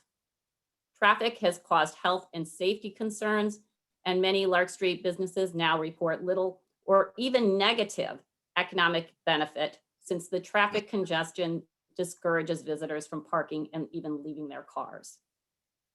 Every year, many Albany residents look forward to the tulips pushing through the ground in the spring in Washington Park, but we now cringe in the fall when we see the red tape on spikes that seem to emerge from the ground to support the light displays. We know what's ahead: more unsightly hardware and limited access to the park. In addition to park access, safety is a serious concern. Cars carrying more than 100,000 people have increased traffic on narrow one-way roads never intended for such heavy usage. These cars idle in the park, creating excessive emissions that impact air quality.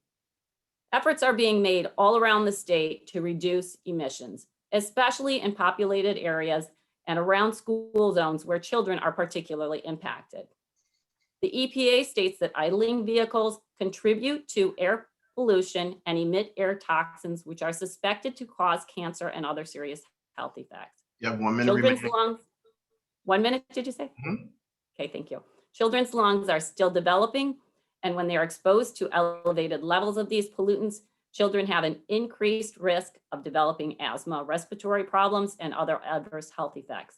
And Albany has a disproportional high rate of asthma already. These heavy emissions are not appropriate for Washington Park in a neighborhood with growing numbers of children and families, and people of all ages depend on the park for a healthy environment. I know that healthy residents and healthy kids are important to the council and to PAL, and I hope that the Common Council and PAL will consider our concerns and work to reconfigure or relocate lights in the park. Thank you. Can the clerk please call the next speaker? Black Cat Connolly.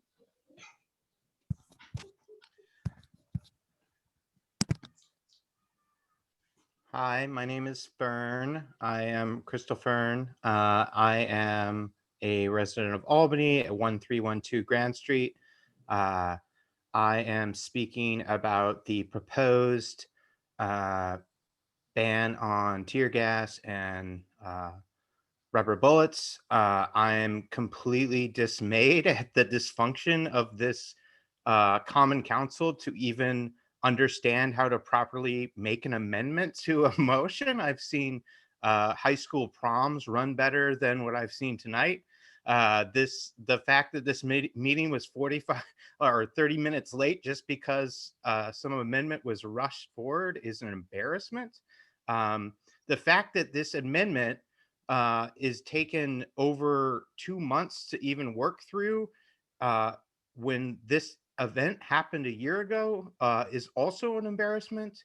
The fact that there's other issues that the council should be addressing, i.e. the fact that the police officers are hiding their identification while on duty and needs to be addressed by the common council, I have no faith that that will actually be addressed.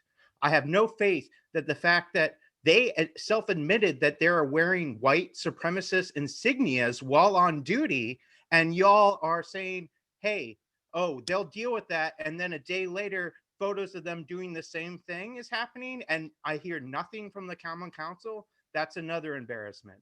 I can't believe that this common council thinks it's okay to delay a bill needlessly for months, saying that there needs to be a replacement. If Councilmember Joyce Love thinks that there needs to be a replacement, why doesn't she put one forward? If Councilmember Mike O'Brien thinks that the mass amount of voices are not real voices in your city, I can't believe what I'm hearing. I heard earlier, despite upwards of 200 public comments that are in support of this ban, Mike O'Brien said those aren't real citizens. Councilman Hoey said that the people who are against this are in favor of this ban are people who just want to see the government destroyed and all this, that, and the other. While we heard 1 minute remaining. Several parents and grandparents of children, including myself, my 2-year-old daughter lives in that neighborhood. Her window was open that night at my co-parents' house. That gas drifted into her room. I shouldn't have to be dealing with this. And there hasn't been any action to actually change anything by this council. I've only heard politics. That's all I've heard from anyone. The only one who's tried to have any dialogue with the people in the streets is Councilman Johnson. That's the only person I've seen out at anything. Y'all should be ashamed of yourself. That's my time. Thank you. Thank you. Can the clerk please call the next speaker? Glenisa Galliard.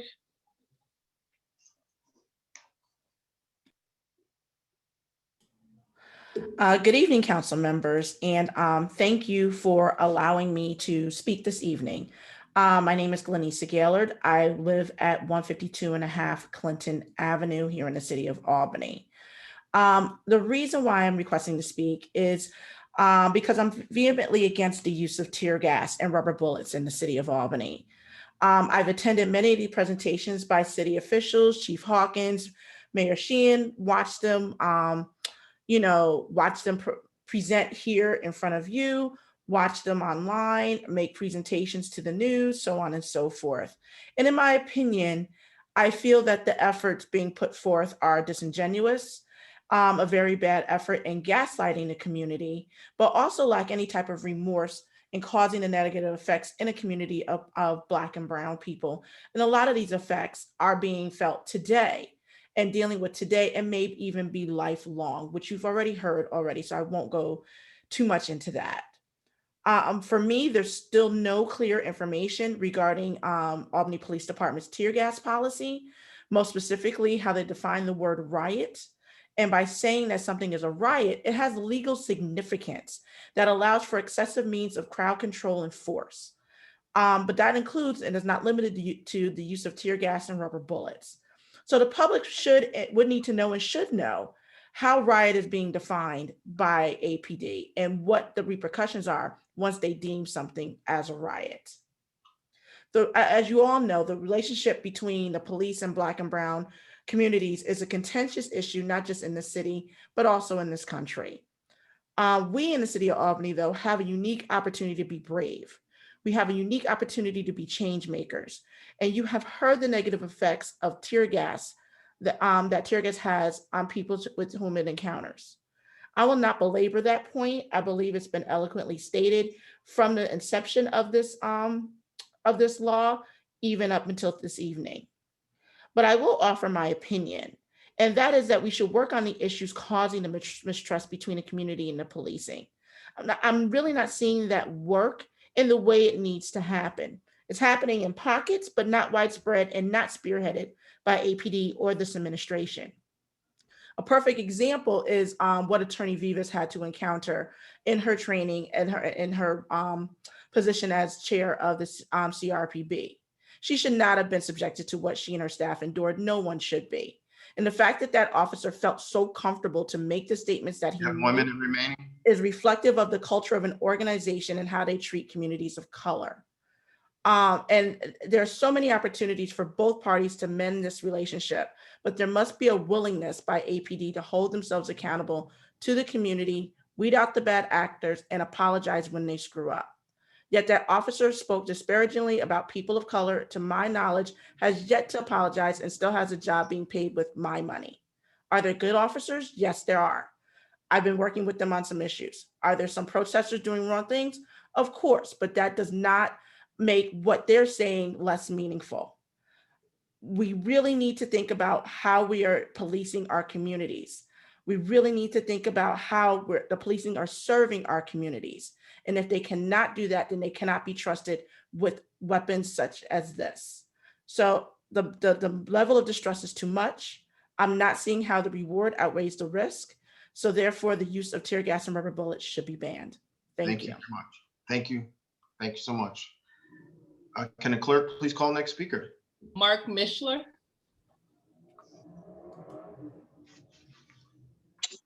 Hi, good evening, members of the council and members of the public who are watching and listening. My name is Mark Mishler. I've lived in Albany for close to 40 years, most of that time in the 14th Ward, where I am, in fact, a constituent of Councilman Joe Igoe. And I am similarly distressed by the analogies that Mr. Igoe made last week, and also distressed by the fact that even though I have communicated with him my thoughts and positions on the tear gas ban as his constituent, I've never heard back from Mr. Igoe. But not to belabor Mr. Igoe, I think that I'm actually, and I've been to probably hundreds of council meetings over the years since the early 1980s. And I have to say, I don't know how to say it other than that I am embarrassed as a resident and citizen of Albany, a city that I love, a city that I've lived most of my life in, where I've raised my 2 children, where my children attended the Albany Public Schools from K through 12.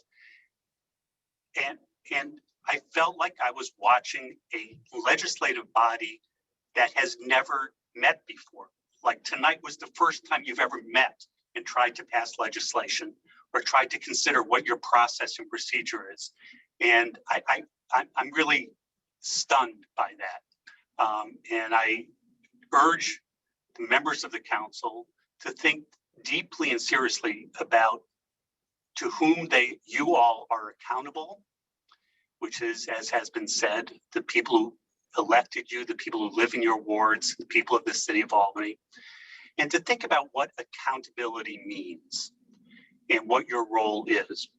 Now, what I really want to say in as clear and simple terms as possible is to urge the council to pass local law C as it currently exists, not any additional amendments through whatever convoluted procedure you come up with as a process to use this evening or next week or at your next meeting. But there is a bill before you that has been before you for several months now. It was amended once with the, as I understand it, the approval of the sponsor of the legislation, Councilwoman Dovshed. Excuse me? You have 1 minute remaining. Okay, thank you. So, and this bill ought to be passed, and it ought to be passed tonight. Now, I just want to say, some of you know, I've been involved in issues of police community relations since the early 1980s. I've sued the City of Albany Police Department many times. I've also worked with the leadership of the Albany Police Department when the leadership was open to working with people who had concerns and were looking to improve the role of the department. Sadly, that is not the case now. Accountability means that the officer who made the racist statements at the training should be disciplined. Accountability means that the officers who shielded their badges should be disciplined. Accountability means that the high-ranking commanding officer who testified at an arbitration hearing and essentially sabotaged the position of the City of Albany and said that officers who engaged in gross misconduct on First Street should not be terminated. That commanding officer should be disciplined. And accountability means that the Albany Police Department should not be permitted to use weapons of war such as tear gas or kinetic munitions, period. If there are problems that need to be solved, we need to figure out solutions, not hold up this legislation based on some daydream that there's something that the council can come up with that would be an alternative to tear gas. I've lived here 40 years. It wasn't used until last year when it was used against Black people rising up in anger and grief at the killing of George Floyd. Thank you so much. It should be banned. Thank you very much. Thank you so much. Can the clerk please call the next speaker? Lukey Forbes. Hello, everyone. Hold on 1 second. I just want to. How are you doing? My name is Lukey Forbes. I live at 295 Clinton Avenue, and I would like to speak as a constituent of the 3rd Ward. I would like to make a statement as a constituent of the 3rd Ward regarding local law C in support of a full ban against rubber bullets and tear gas. I would like for everyone to please remember the stories that were mentioned earlier by Lily Eastern and also Betsy, where they were speaking on tear gas coming inside of people's homes that lived in that area. Tear gas is not a gas, it's a chemical particle that can't be directed, and it adheres to surfaces such as skin, clothing, doors, floors, buildings, all types of things, such as the community gardens in the areas where police were also letting these things go, that these people are growing fruits and vegetables. The police paid no regard to that, nor did they care about that. Tear gas can also cause physical and psychological trauma. This is something that is to be used as a de-escalating tool, and we can only assume that it will be used because you're giving it to them. So if it's going to be used as something to de-escalate people, what happens when you're trying to de-escalate someone who's already suffering from psychological trauma?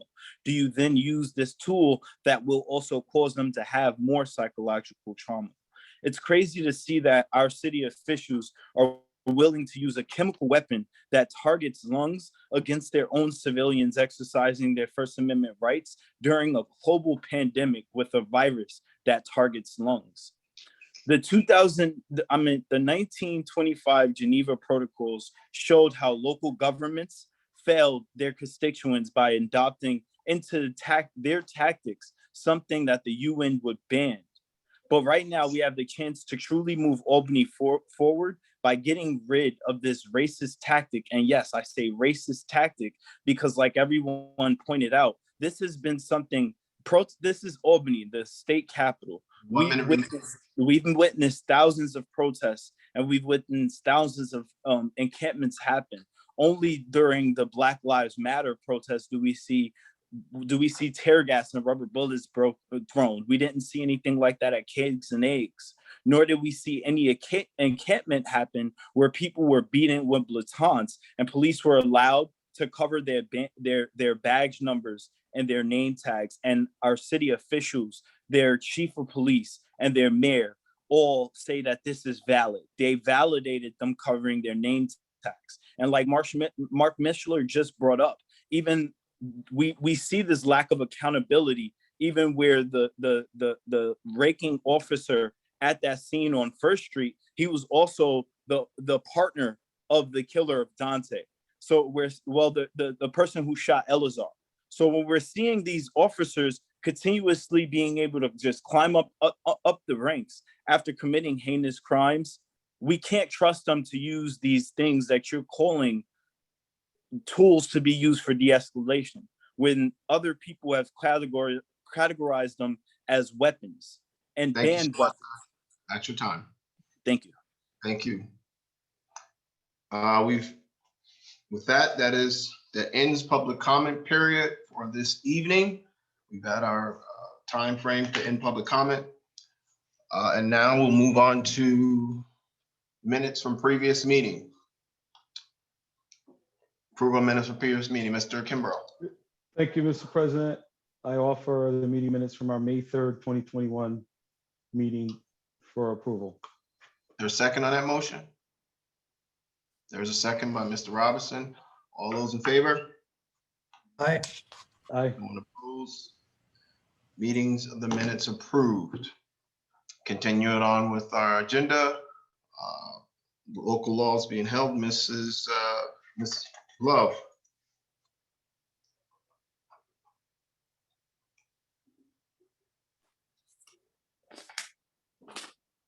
Are we talking about the ordinance for Dr. Brenda Robinson? Did I admit myself? We're on local laws. Yeah, it's local law C, right? Shouldn't that be Ms. Oh, I'm O'Shea? sorry. I got a couple of, so I'm, thank you, Mr. President. But I moved to- it should be Ms. O'Shea in this sequence. Oh. Mr. Kimbrough, you had asked, I'd asked you that earlier, would Ms. O'Shea be making an amendment? And you said, no, Ms. Joyce. Mr. O'Shea. I believe that our procedures are that I would notice this law and ask for its passage and a roll call vote thereon, and then I would be allowed to be the first speaker on this. That's been our practice for the 7.5 years I've been on the council. So I noticed local law C and ask for its passage and a roll call vote thereon. And I am hoping that we will respect the practice that I then get to be the first speaker on this. Can the clerk, After the clerk reads the title. can the clerk please read the local law? Yes, Mr. President. A local law amending Article 7B, Albany Police Department Interactions of Part 1, Department of Police of Chapter 42, Departments and Commission of Part 1, Administrative Legislation of the Albany City Code with regard to the use of chemical weapons and kinetic energy munitions on civilian populations. Thank you. Discussion on this local law? Wait, Ms. No. Can I speak? Ms. Love? I'm sorry, are you really? Sorry, Judy's first. I'm sorry, Judy. I didn't see your hand. Go ahead, Mr. Shea. I didn't know. Go ahead. I'm sorry, Mr. Shea. Go ahead. We have local law C introduced and noticed, and I have asked for it to be passed, and that is what I am going to address. I want to remind people that it has been almost a year since tear gas was used on protesters in the city of Albany. Almost all of us acknowledge the use was excessive to begin with or went beyond what was needed, following people into parking lots and alleyways, many who decided to try to leave peacefully and continued to be affected and tracked down by the police using tear gas. And it wafted into the homes of innocent residents. And as we have heard repeatedly, adversely affecting young children and other people who have health issues. It's been almost a year and we have done nothing to address this issue. I introduced this legislation, waited to introduce this legislation until the report on the police collaborative came out supporting the banning of tear gas and the severe restriction of it in residential areas. Yet we have done nothing to address the issue, to protect children and adults in their homes, or those who were continued to protest peacefully, or to make our residents, especially our brown and Black residents, feel safer overall. I want to remind people, I know that people have noted that there are significant health effects of this, and we have not laid that out tonight. I think while we're looking to vote on this, we should be seriously considering the health impacts that tear gas has on people. I want to note that the impacts depend upon the exposure times, the concentrations, the ability of people to leave the area, and pre-existing medical conditions and other vulnerabilities. The effects include injuries to the eyes. We know about the irritation, tearing, uncontrollable eyelid spasms, blurry vision, redness, and pain, and possible temporary blindness. These injuries may lead,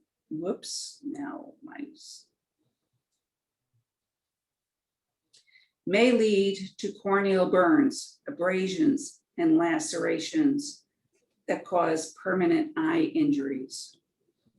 Tear gas can cause inflammation and closure of the airways, spasms and pain, coughing, difficulty breathing. Individuals with pre-existing respiratory disease may be more sensitive to these agents, even at low concentrations. Exposure may precipitate attacks of respiratory distress, resulting in hypoxia, respiratory arrest, and even death. This is, by the way, from a report that Mark Mishler has cited to Physicians for Human Rights. This is not something that he nor I have made up. The exposure typically causes a burning sensation to the skin, as well as redness, itching, and allergic reactions. Blistering and burns of the skin, as well as allergic reactions, may also occur. Psychological impacts include disorientation and agitation, which can lead to a state of fear, anxiety, and panic. Prolonged and repeated exposure to chemical agents in protest settings, symptoms and post-traumatic can result in symptoms of post-traumatic stress disorder. Tear gas can increase the heart rate and blood pressure. Pre-existing heart conditions may pose combined effects of increased heart rate, blood pressure, hypoxia, and may result in a heart attack and possibly death. There's also irritation to the nose, mouth, gastrointestinal tract issues. It can cause severe pain, nausea, and vomiting.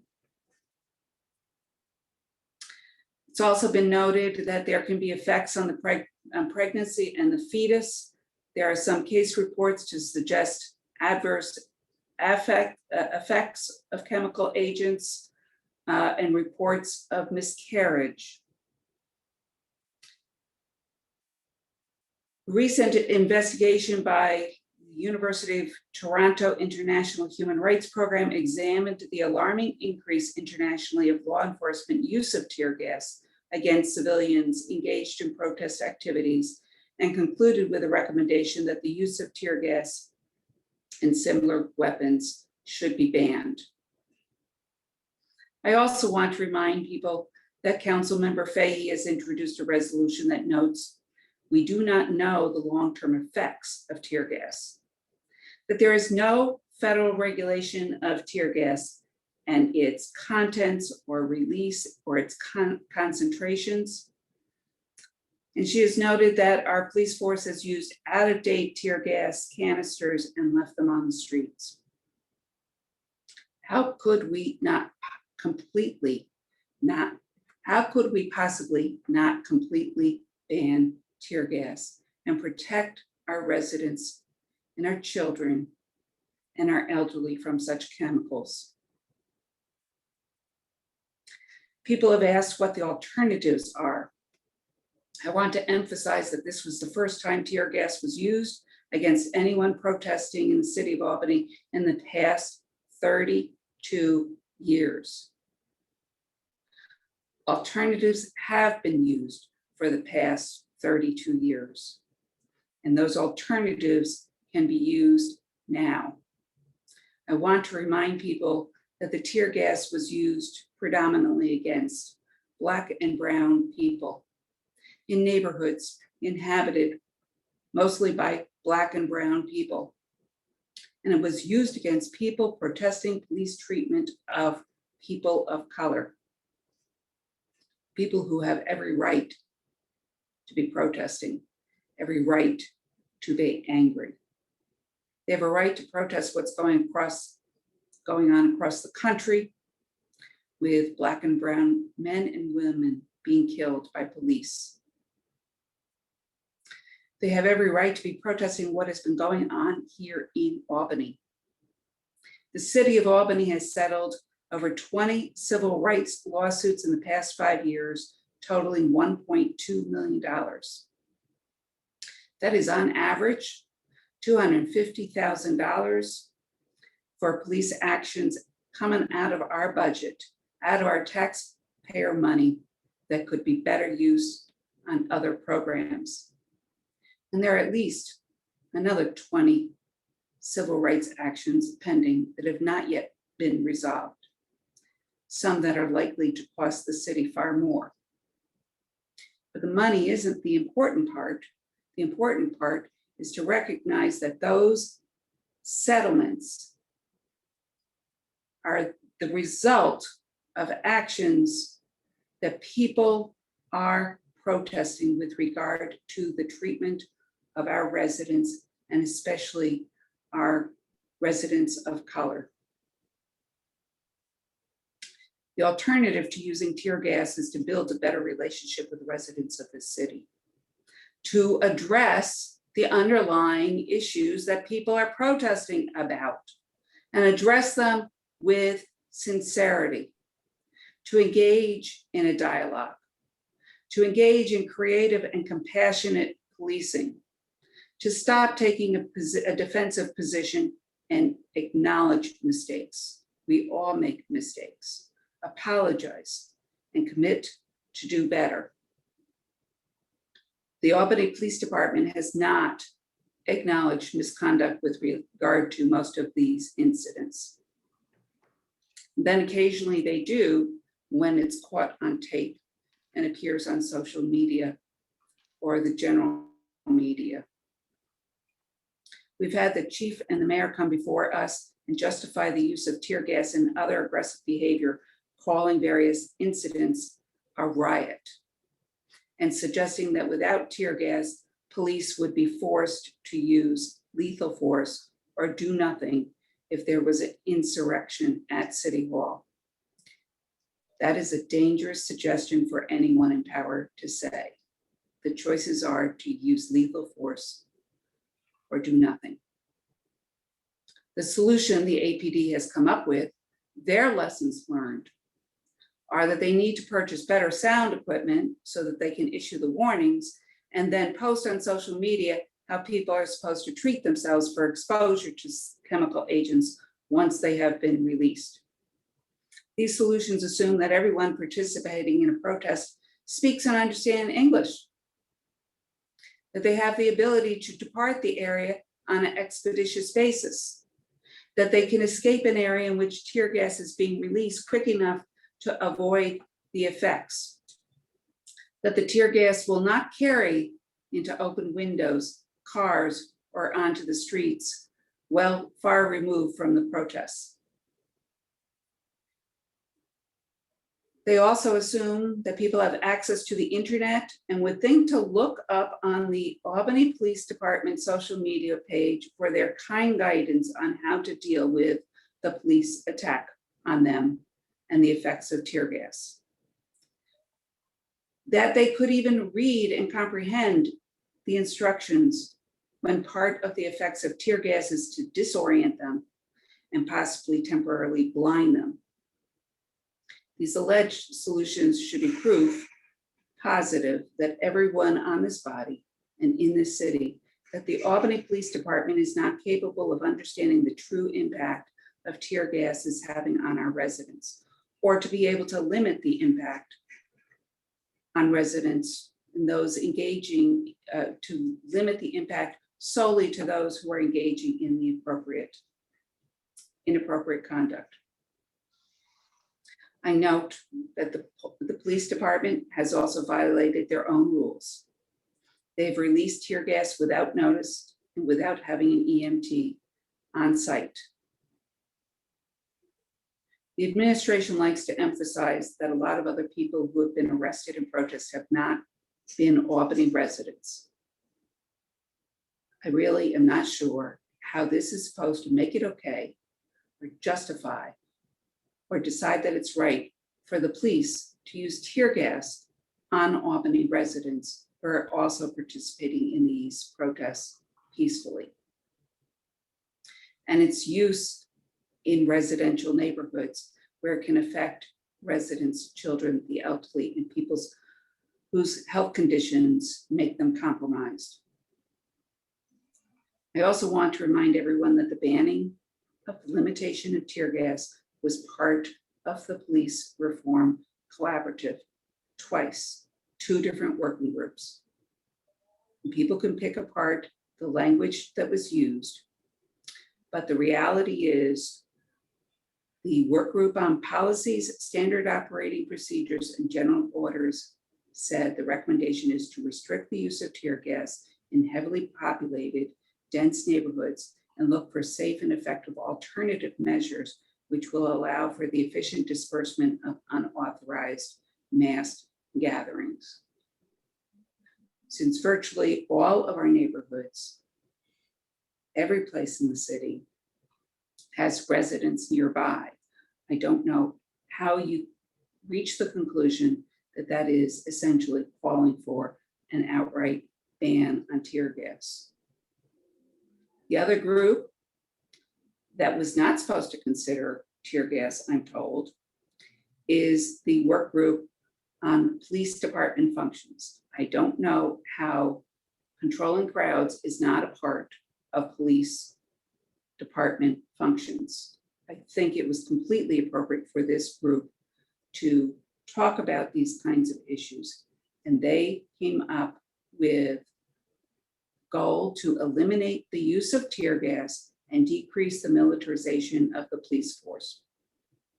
The strategies to meet this goal, quote, ban the use of tear gas and decrease the use of military-style weaponry by the Albany Police Department, period, unequivocal. I want to note, as many people have, as the NAACP has, people need to trust us and the mayor to do the right thing before they will be willing to begin to believe that they can trust the police. How do they trust us if we refuse to take the action set forth in the police reform collaborative report? We need our neighborhoods to not be war zones. We need our residents to not feel like they're living in the war zone. We need our residents to not feel like they are combatants with our own police department. We need our residents to feel like they will not be treated as lesser than, deserving less respectful treatment as human beings, where they live, they work, where they go to school, and where they simply are walking down the street or sitting on their stoop.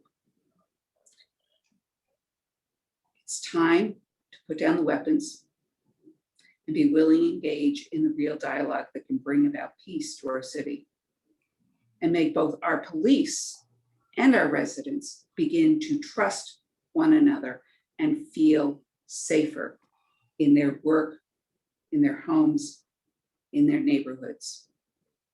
We need this for everyone. If we continue to allow weapons that turn our neighborhoods into war zones, then we can expect our neighborhoods to be war zones and there will be no peace. I ask my colleagues to provide real protection to our residents. I ask my colleagues to honor their commitment to supporting the work of the Police Reform Collaborative and pass local law C without further amendment. Thank you for listening. Thank you. Ms. Love.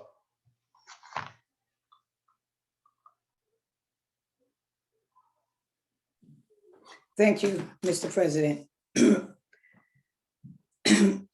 Well, I just want to say on the day of June 1st, we were asked, myself and Councilman Robinson were asked to go over there to see if we can dismantle some of the crowd. And we had some people moving away. Councilman Robinson said they were policing themselves. And we had some of the crowd moving away because other people was watching and they could see the people leaving the crowd. I, myself, I do think tear gas needs to be phased out. I really do. I've got hit with that tear gas that night. And again, my sight has not came back yet. And it'll be a year next month. I'm still dealing with my breathing because I have crystals in my lungs from the tear gas. I am still suffering from this. But again, I don't want to see them open fire on the poor neighborhoods. And that's just what's going to happen. We banned in tear gas, but we didn't say what we're going to put in place of it. So we're going to ban it and leave our wards, lower wards, wide open. I asked to table it. What do you ask for, Ms. Jordan? I'm asking to table this Julie's resolution. There's a motion on the floor. Is there a second to table a vote on local law C? I'd second it. Is a second? All those in favor? Aye. Nay. I can't hear everybody. I can't see, so I'm gonna have to have a vote on that. I can do a roll. Do you want me to do a roll call vote, Mr. President? Yes, please. All right, so the roll call vote is for all members in favor of taking local law. Yes. Anani, No. Valorant, Yeah. Conti,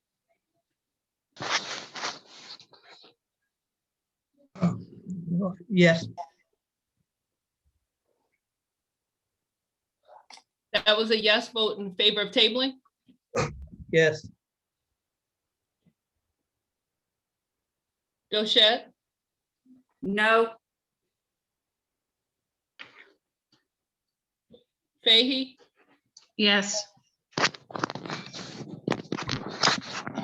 Farrell, Yes. Flynn, Yes. Frederick, No. Hoey, No. Igo, Yes. Johnson, No. Kimbrough, Yes. Love, Yes. O'Brien, Yes. Robinson. No. So 6 members oppose the tabling of local law C and 9 are in support of Motion tabling passed. local law C. Motion passes to table. Ms. Love. I move to amend, thank you, Mr. President. I move to amend local law C of 2021 as present and waive the reading of the amendment. Any discussion on those amendments? Ms. Doche? Mr. President, local law C has been tabled. Therefore, it cannot be acted on tonight. It cannot be amended tonight. Thank you. According to our counsel, he said that's not true. He said we can still act on it. I'm going by, it's a counsel, JR. I've got to disagree with that. I'm sorry. Okay. Once you've made the motion to table, the local law has now been laid on the table. You can't act on it. If you want to act on it, you have to take it off the table. At that point, a motion to amend can be in order, but right now it's on the table. Thank you so much. Moving right along. Moving right along, we will go to now ordinance introduced. Ms. Fredericks.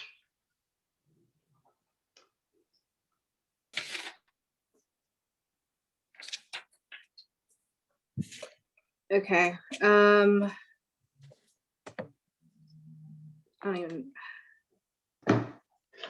Sorry, had to get in order. I would like to introduce ordinance 145221.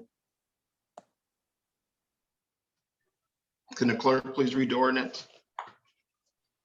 Yes, Mr. President. An ordinance authorizing the sale to Burke Community Service Corporation of a portion of the city-owned Delaware Paper Street and a portion of the city-owned Alexander Paper Street.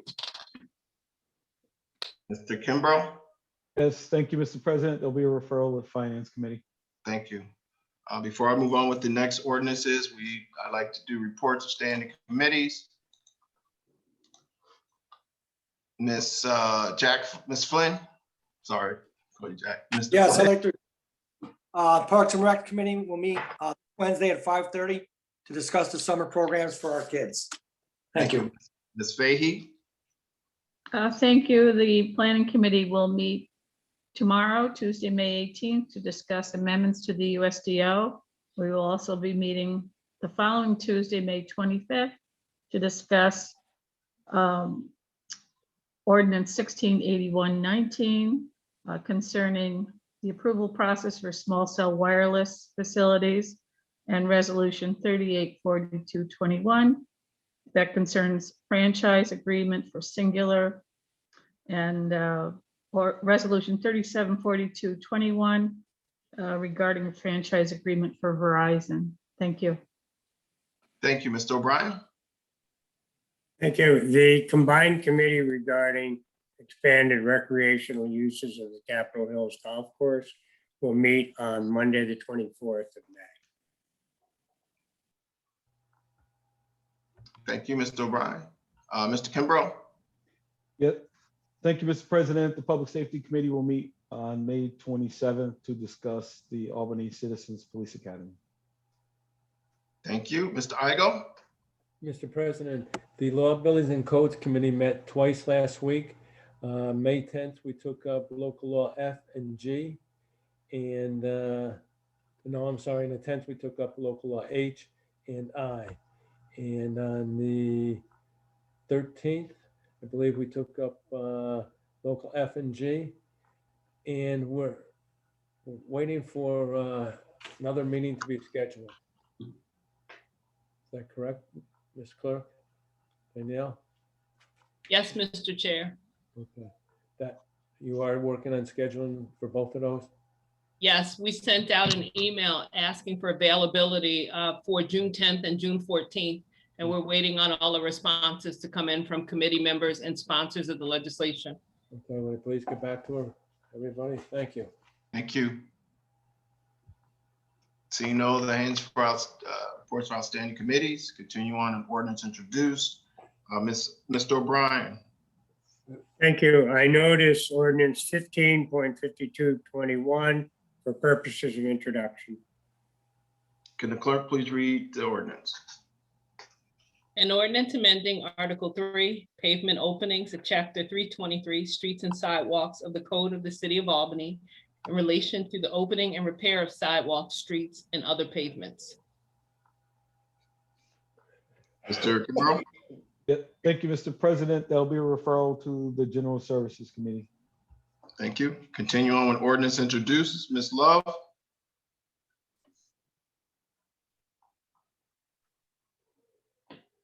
Thank you, Mr. President. I noticed ordinance 16.52.21 and ask for its reading.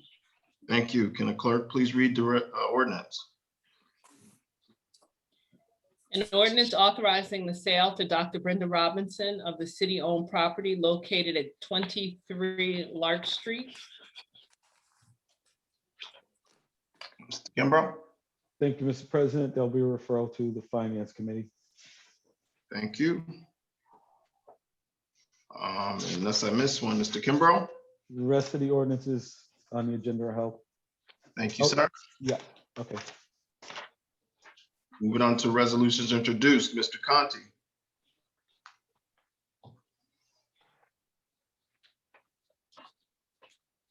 Thank you, Mr. President. I notice the introduction of Resolution 465221R. Ask its passage and a roll call vote thereon. Thank you, Mr. Conti. Can the clerk please read the resolution? Resolution of the Common Council enacting a home rule message. The New York State Legislature requesting the enactment of Senate Bill number 6428 and Assembly Bill number 3058 entitled An Act to Amend the Vehicle and Traffic Law in relation to the residential permit parking system in the city of Albany, and to amend Chapter 454 of the laws of 2010, amending the vehicle and traffic law relating to authorizing a pilot residential parking permit system in the city of Albany in relation to making such provisions permanent. Mr. Conti, discussion on. Yep, thank you, Mr. President. Just quickly to recap what this does. So this is the home rule request for state legislation that has been introduced by Assembly members Fahey, McDonald, and Senator Breslin in relation to our parking system. It does three things. First of all, it would make the system permanent rather than the sunsets that we have every year or 2 years, and we need to move forward on that. Third, it would extend the area within which a permit system can be established from 3/4 of a mile of the Empire State Plaza to a 1 mile radius. This will address some issues out on the western end of the permit system where we have issues that need to be addressed in neighborhoods that have some pressure. It will also add an additional 750 spaces that we can designate as permit only. And that's important for some other areas within the current radius, such as in the 3rd Ward, where there's a need to address some parking issues there that that we would be able to address if we get this home rule request passed in the legislature. I just want to note to put you on alert. The legislature has to act this year, even if just to extend the current system. That is an absolute minimum of what they must do. If there is any, and they are scheduled to adjourn on June 10th.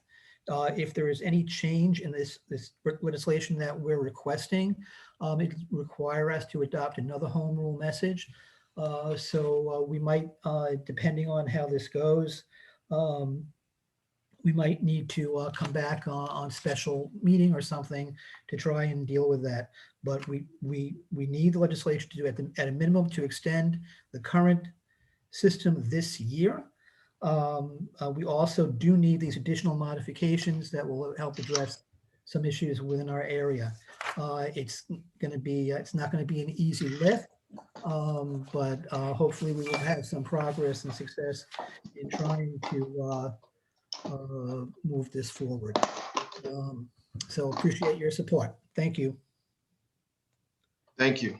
Any further discussion on this resolution? Seeing none, can the clerk call the roll? Yes, Mr. President. Anani, Yes. Co-sponsor, please. Valorem, Yes, co-sponsor, please. Conti, Yes. Sarchet, Yes, co-sponsor, please. Fahy, Yes, co-sponsor, please. Farrell, Yes, co-sponsor, please. Flynn, Yes, co-sponsor. Frederick, Yes, co-sponsor, please. Hoey, Yes, co-sponsor, please. Igo, Yes, co-sponsor, please. Johnson, Yes. Kimbrough, Yes, co-sponsor, please. Love, Yes. O'Brien, Yes, co-sponsor. Robinson, Yes. 15 in the affirmative. Resolution passes.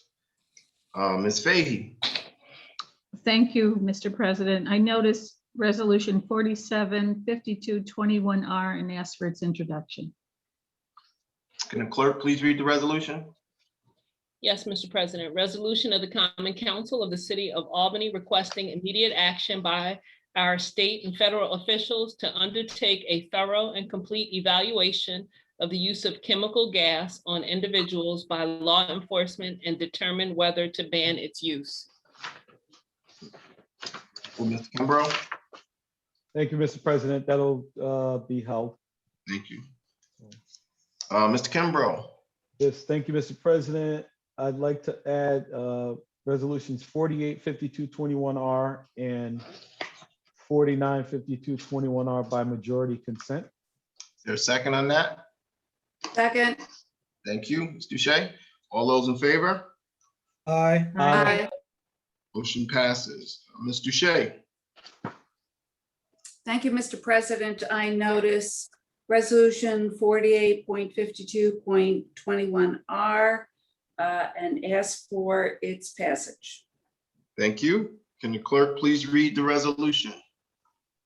Yes, Mr. President, and I believe all members are co-sponsors on this one.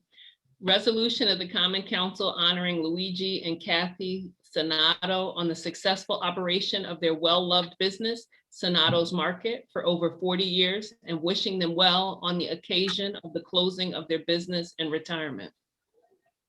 Discussion, Ms. Duche. Thank you, Mr. President. I am very proud to put forth this resolution honoring the Sionatos. They have been an important part of our neighborhood or in our commercial district for over 40 years. Very welcoming family, and they will be sorely missed. And I think it's appropriate for us to honor them on their retirement. Thank you. Thank you, Ms. Duche. Any further discussion? Ms. Fahey, Thank you, Mr. President. I too want to honor the Sionatos. They're really terrific small business there on the corner of Quail Street and New Scotland Avenue. I actually live across the street from Sionatos, and they really did a terrific job over many years providing important food items for the neighborhood, and really wonderful family that's been very involved civically in a lot of things in the city of Albany. And I can't say enough things about our small businesses in the city of Albany, and Sionatos was definitely one of them. Great pizza, great meatballs, great sausage, always there. Just a terrific spot, and they're going to be deeply missed. So I'm really delighted to honor them tonight. Thank you. thank you, Ms. Fahey. Any further discussion? Mr. Anani? Thank you, Mr. President. Just want to echo the sentiments of my colleagues, Judy and also Kathy. This is a wonderful business that we're going to lose in the Pine Hills, Beverwyck, New Scotland area. Just want to thank them because starting a business, it's not easy, and it takes a special type of people, individuals to start a business and to also have a successful business at that for all those years. Quite frankly, starting a business is what I look at as the American dream, right? And I think that as elected officials, we need to congratulate individuals who set up business, decide to invest in our city, and for all those years service all of our community. So I just want to thank them for not just achieving the American dream, but the service that they provided to all of the residents in the city of Albany. And I just want to congratulate them again. Thank you. Thank you. Any further discussion? Seeing none, can a clerk please call the roll? I thought this was the voice vote one because everyone was co-sponsors. Oh, okay. All those in favor? Aye. Aye. Aye. Aye. Resolution unanimously passes. We all agree on something this evening. Always a good thing. Continue right on, Mr. Flynn. Thank you, Mr. President. I noticed Resolution 4952.21R and ask for its introduction. Thank you. Can the clerk please read the resolution? Yes, Mr. President. Resolution of the Common Council of the City of Albany encouraging that Capitol holiday lights in the park remain in Washington Park. Thank you. Mr. Kimbrough? Thank you, Mr. President. There'll be a referral with Parks and Recreation Committee. Thank you. Mr. Conti? Thank you, Mr. President. I'd like to withdraw Resolution 234120R, which is agenda item number 4 on resolutions held. Thank you, Mr. Conti. And continuing on with resolutions, resolutions held, Ms. Farrell? Thank you, Mr. President. I notice resolution number 33.41.21R and ask for its passage. Thank you. Can the clerk please read the resolution? A resolution of the Common Council consenting to the elimination of 2 full-time positions and the creation of 2 others, which will affect a salary total for the 2021 budget in the Office of Treasurer. Any discussion on the resolution? Seeing none, can the clerk please call the roll? Anani, Yes. Valorem, Yes. Conti, Yes. Sarchet, Yes. Fahey, Yes. Farrell, Yes. Flynn, Yes. Frederick, Yes. Hoey. Hoey, Yes. Frozen. Igo, Yes. Johnson, Yes. Yes. Kimbrough, Yes. Love, Yes. O'Brien, Yes. Robinson, Yes. 15 in the affirmative. Motion, resolution passes. Ms. Farrell? Thank you, Mr. President. I notice resolution number 34.41.21R and ask for its passage. Thank you. Can the clerk please read the resolution? Resolution of the Common Council consenting to the elimination of 1 full-time position and the creation of another, which will affect salary totals for the 2021 budget. This is Department of Buildings and Regulatory Compliance. Is there any discussion on the resolution? I can't see for some reason. I can see now. Seeing none, can the clerk please call the roll? Anani, Yes. Valorem, Yes. Conti, Yes. Sarchet, Yes. Fahey, Yes. Farrell, Yes. Flynn, Yes. Frederick, Yes. Hoey,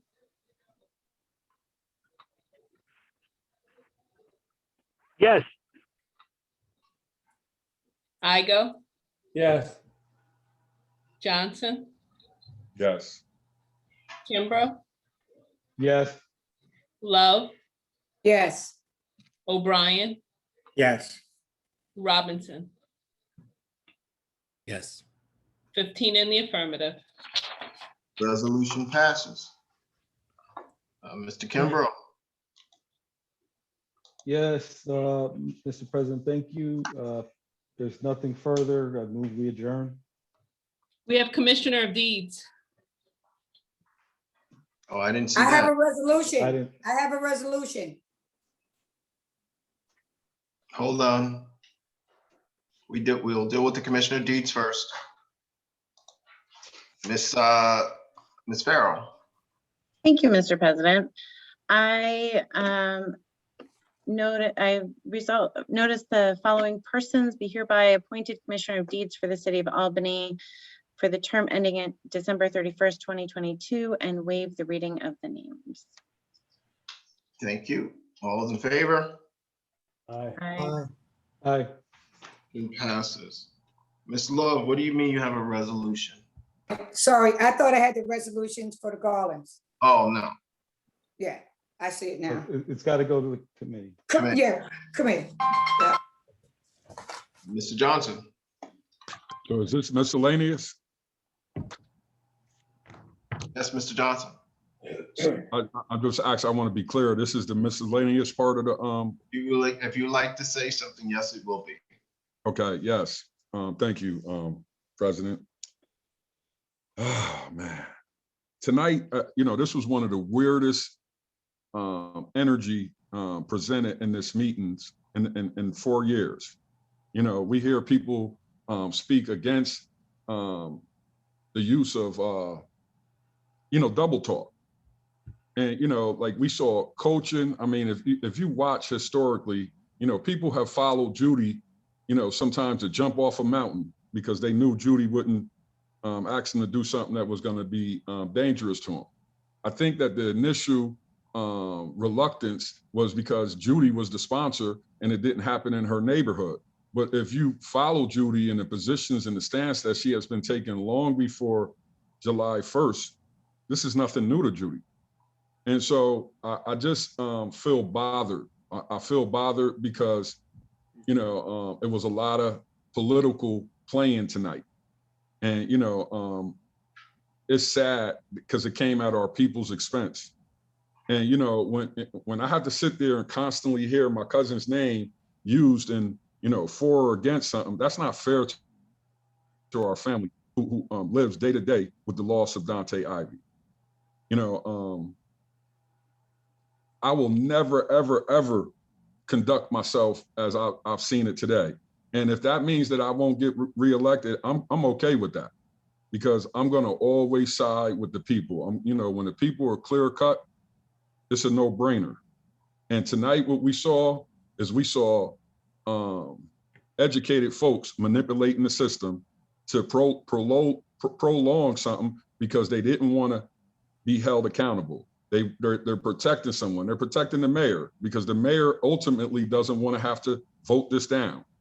And that's a sad, sad state when our people are the people that will be willing to get in front of situations like this and delay what the people are asking for. We have a responsibility to our people. We ask them to come out and voice their concerns. And I'm also asking if it was comments that wasn't read, that we hear the comments that wasn't read. And I think that's only right for people who went through this whole meeting only to get bamboozled, because that's what happened tonight. We got bamboozled and political showmanship, doing what's right for your personal situation over what was right for the people. And I can go on and on tonight. I could speak with a lot of venom, because that's how hurt I feel, because we betrayed our people who came out and spoke clearly. And, I question the timing of throwing in lights in the park. It was almost like a diversion to the issue that we knew was coming tonight, which was tear gas, because we keep on putting it off. So I'm very disappointed, and I'm not happy to be an Albany Common Council member tonight. When I go to bed and I think about my day, it's going to be hard to get to sleep tonight. because of some of the stuff that I saw, and you can look in people's face and they knew that they were doing the wrong thing. And that's sad that, you know, you would still do the wrong thing over taking the righteous highway. So shame on everybody that participated in the tabling of this. And, you know, I hope that that the community was watching in full force, because this is what happens a lot of times on meaningful and purposeful things that are beneficial to our community. And lastly, you know, I never, ever, ever thought about tear gas. You know, my mother was in hospice. I never thought about, you know, if that contribute to, you know, my mother's life expiring faster, because I wasn't thinking like that.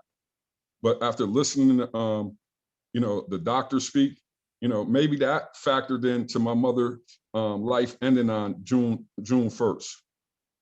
And so a lot of pain in this conversation. This is a personal matter to me on many levels. And there was one more thing that I wanted to say. If you know, no one brought this point up, but APD had gas mask on. If they didn't think that tear gas was dangerous, why do APD get to wear protective equipment?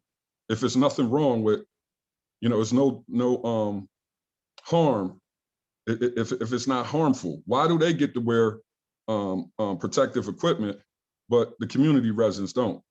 So, you know, I'm very disappointed, and you know, and I want to go on record. I want it to be, you know, in writing that I'm embarrassed tonight.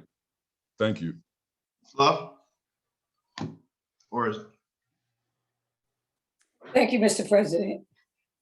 I'm hoping the person that said that Derek Johnson was the only person that does stuff in his ward, I'm hoping he's still on, because no one does what I do in the 3rd ward, nobody.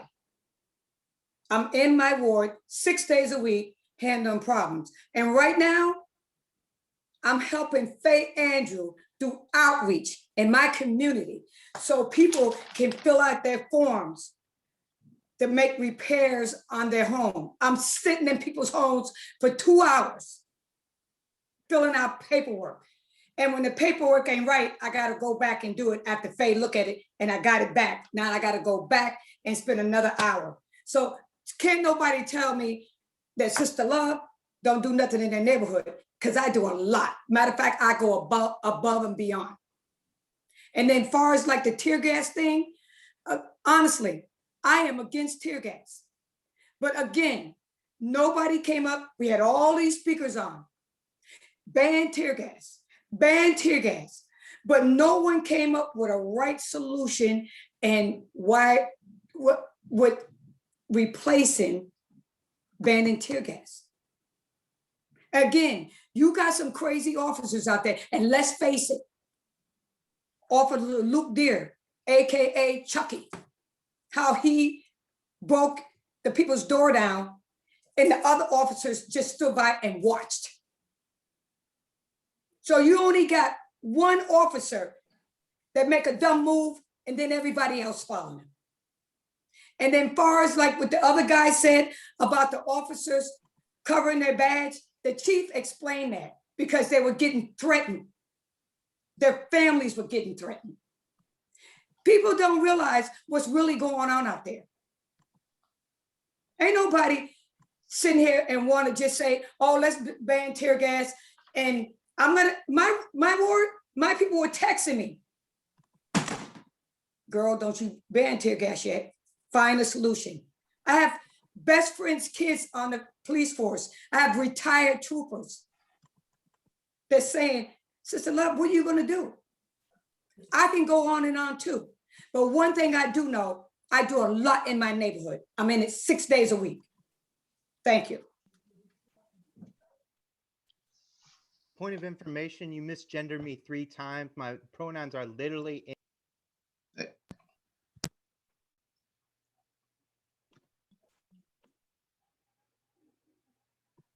We are in a spot right now as a council, as a legislative body, where we have not communicated effectively enough on this issue. I think we are at a point right now where this council will have to make a move. We cannot continue to prolong things. We cannot continue to come up with, we have to make a move.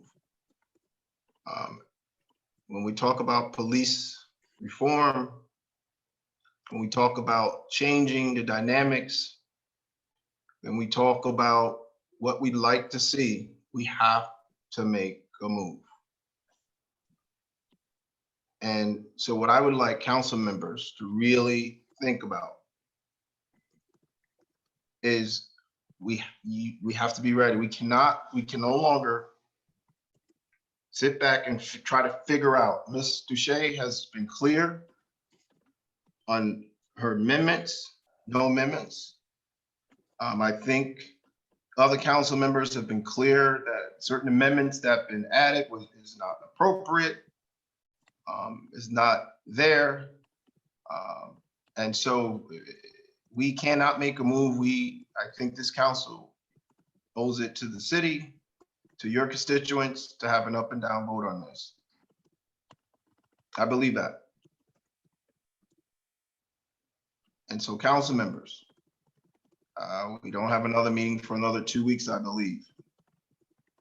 But when we talk about police reform, it's just not about banning tear gas. And these are the discussions that this council is going to have to take going into this year, and the new council members are going to have to take on when they come on. Our council said it, council leadership, Kimbrough said it when people talked about the collaborative and the disappointment in the collaborative and things that didn't come out of it. That message was, this is the beginning. This tear gas ban vote is part of that. Other reforms that will be coming in front of you is going to be part of that. And it's just not, and I want to couch it this way, it's just not called police reform, right? It is also about public safety. And public safety does come with health issues. Public safety does come with, when we talk about quality of life issues. So we're just not talking about, when we look at the bigger picture, we're not talking really about police reform, we're talking about public safety. What does public safety look like to the citizens in the city? The citizens in the city have vehemently said they would like to have a say in that. People like to call it police reform, I want to call it public safety reform. Because people want to have a say in what happens in their environment and how they would like to be safe in their environment and in their neighborhoods. Because that's what we're talking about, public safety. And what does that look like when we're talking about police reform? So as council members, we have to address that, and we have to, I believe it's time that we put this up to a vote. And it's just time, people. And it has to be part of that overall arching of public safety and how our citizens feel they want to be safe in their neighborhoods and how they want to deal with quality of life issues. So that's all I have to say on that. I too am disappointed about the energy because this council has worked together. We have, and no one can take that away, but the energy, as Mr. Conti stated earlier, we normally don't do business this way, and we've come to that point. So to make sure we don't have to do business this way again, we have to move forward. And that's all I have to say in this evening. Mr. Kimbrough?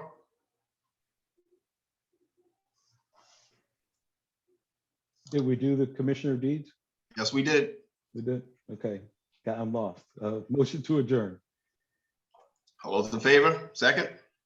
Second by Mr. Igo. All those in favor? Aye. Motion to meeting adjourned.